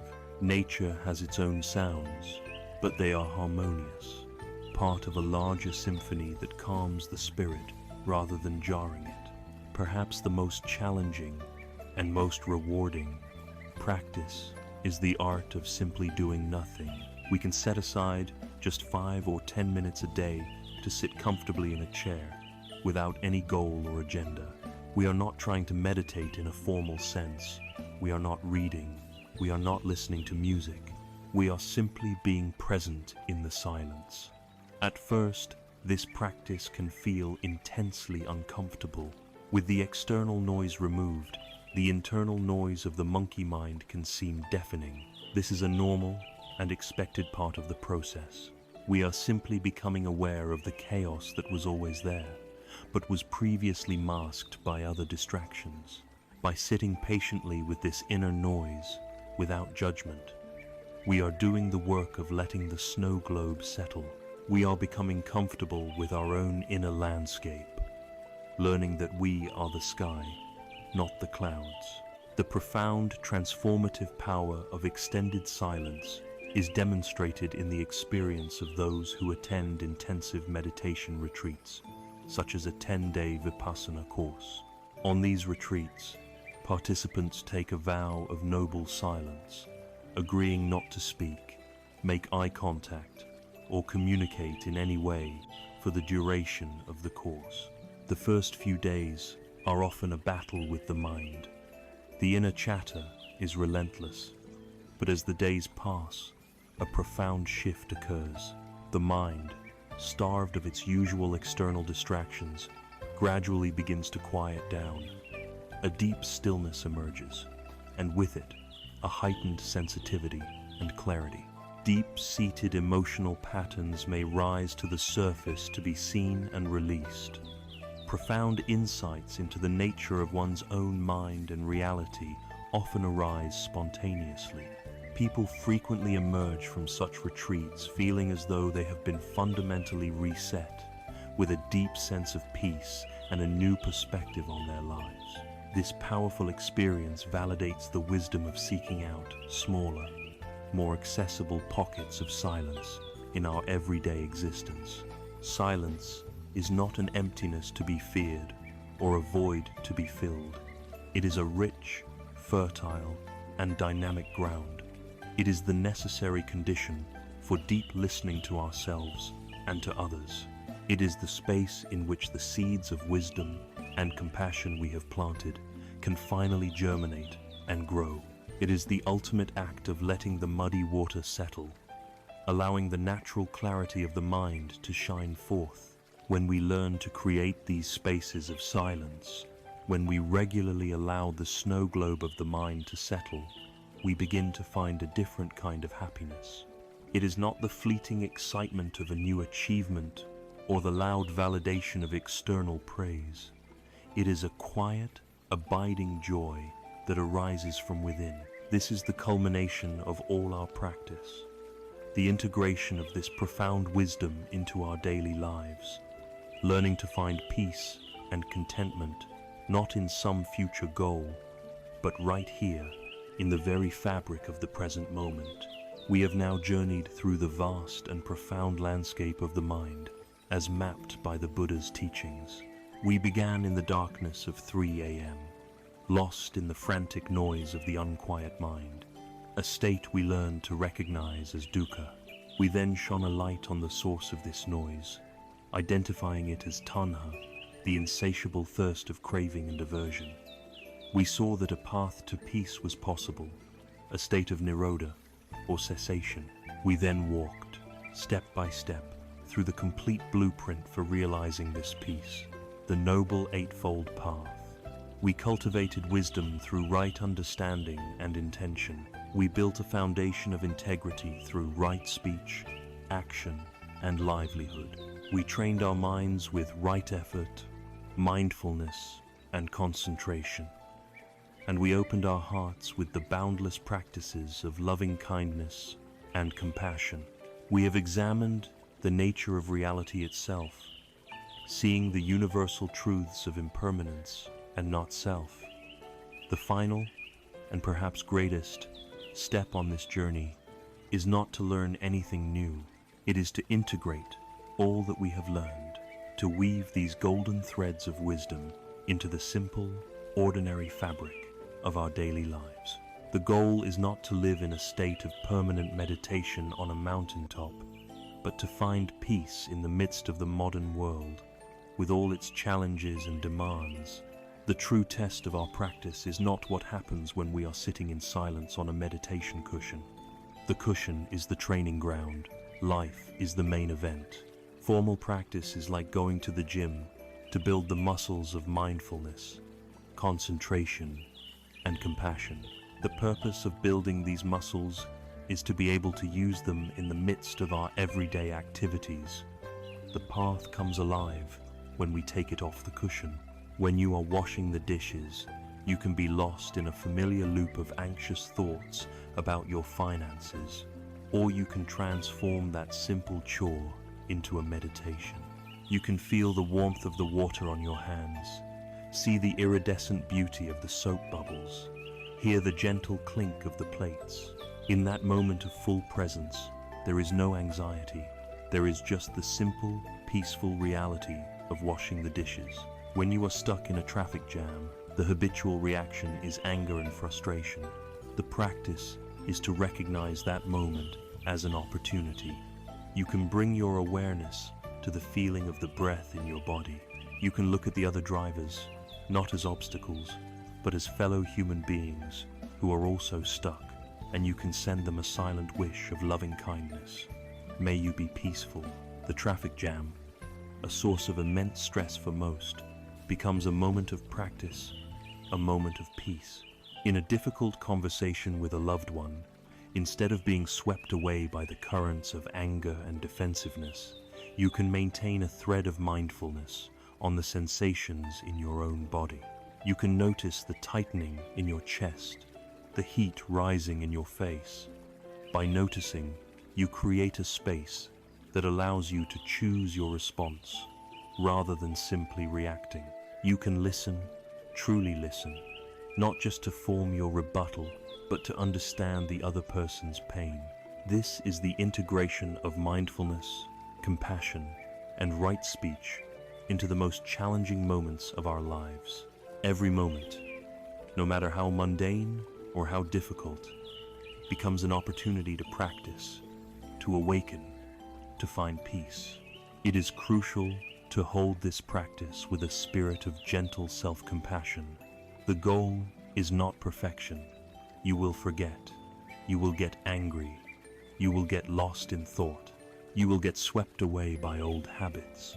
The monkey mind is a powerful and long-trained animal. The practice is not about never falling down. It is about the grace and kindness with which you help yourself back up. The moment you realize you have been lost in thought for the last 10 minutes is not a moment of failure. That moment of realizing is a moment of perfect mindfulness. It is a victory. And in that moment, without any self-recrimination, you simply, gently begin again. You return your awareness to the breath. You return to the present moment. This gentle act of beginning again, 1,000 times a day if necessary, is the very heart of the path. There is a beautiful Zen story that perfectly encapsulates this spirit of living with integrated wisdom. A Zen master owned a teacup of exquisite beauty and craftsmanship. He cherished it, and he used it every day. A student, noticing the master's particular fondness for this cup, asked him about it. The master smiled and said, "To me, this cup is already broken." He explained, "I know that its nature is to be fragile. I know that the wind will one day knock it from a shelf, or my hand will slip, and it will fall to the floor and shatter into 100 pieces. I understand its impermanence, and because I know that it is already broken, I am able to cherish it completely, to be fully present with its beauty in every single moment I have with it. And when that day comes, and it finally does break, I will not be shocked or devastated. I will simply say, of course, this is the invitation for how to live our lives. We are to love our families, our friends, our partners as if they are already gone. We are to enjoy our health, our youth, our successes as if they are already broken, already changing, already past. This perspective does not make us morbid or detached. It does the opposite. It awakens us to the incredible preciousness of the present moment. It is the only reality we ever truly have. It cures us of the habit of taking our lives for granted. It is the ultimate expression of living with the wisdom of Anicca. When we can live with this kind of presence, this integrated understanding, our desperate search for peace begins to end. We realize that peace is not a future destination we must struggle to reach. It is not something that will magically arrive when we get the perfect job, the perfect relationship, or finally solve all our problems. Peace is a quality of being that is available only in the present moment. It is found in the simple act of returning our awareness to the feeling of this breath, right here, right now. It is in this return that we step out of the imaginary and stressful worlds of past and future. And in this context, we finally understand the nature of sleep. Deep, restful sleep is not a prize to be hunted or a goal to be conquered. It is the natural, effortless, and inevitable consequence of a day lived with mindfulness, a heart cultivated in compassion, and a mind that has learned how to come home to the profound and healing peace of the present moment.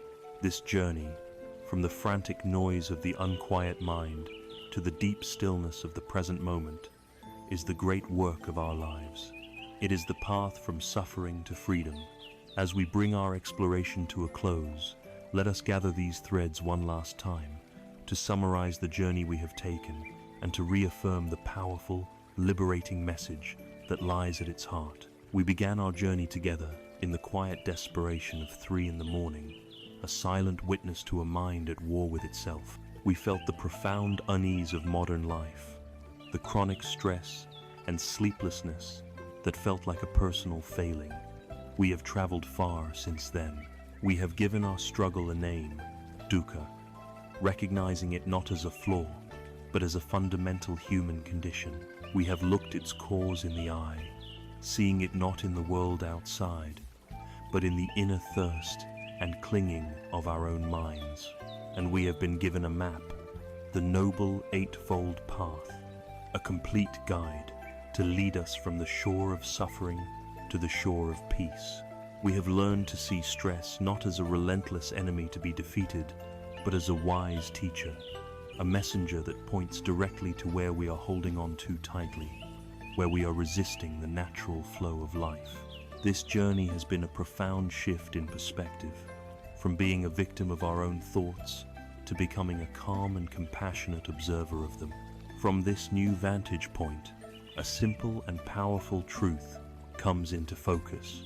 Peace is not an external condition.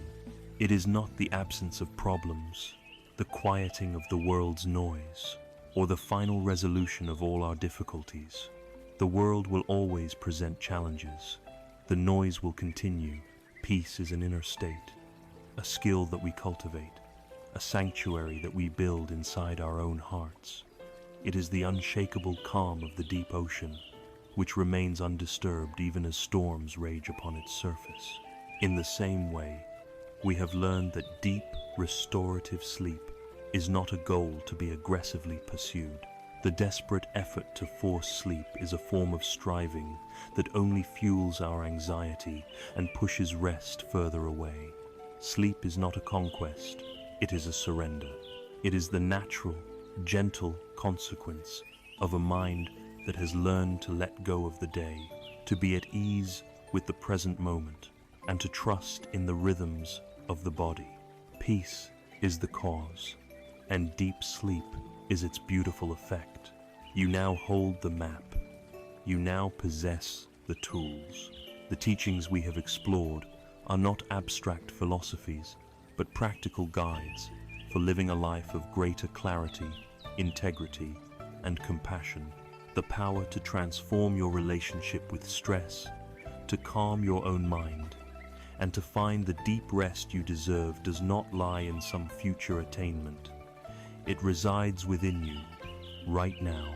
This entire journey, this profound path to freedom, does not begin tomorrow or on some special occasion.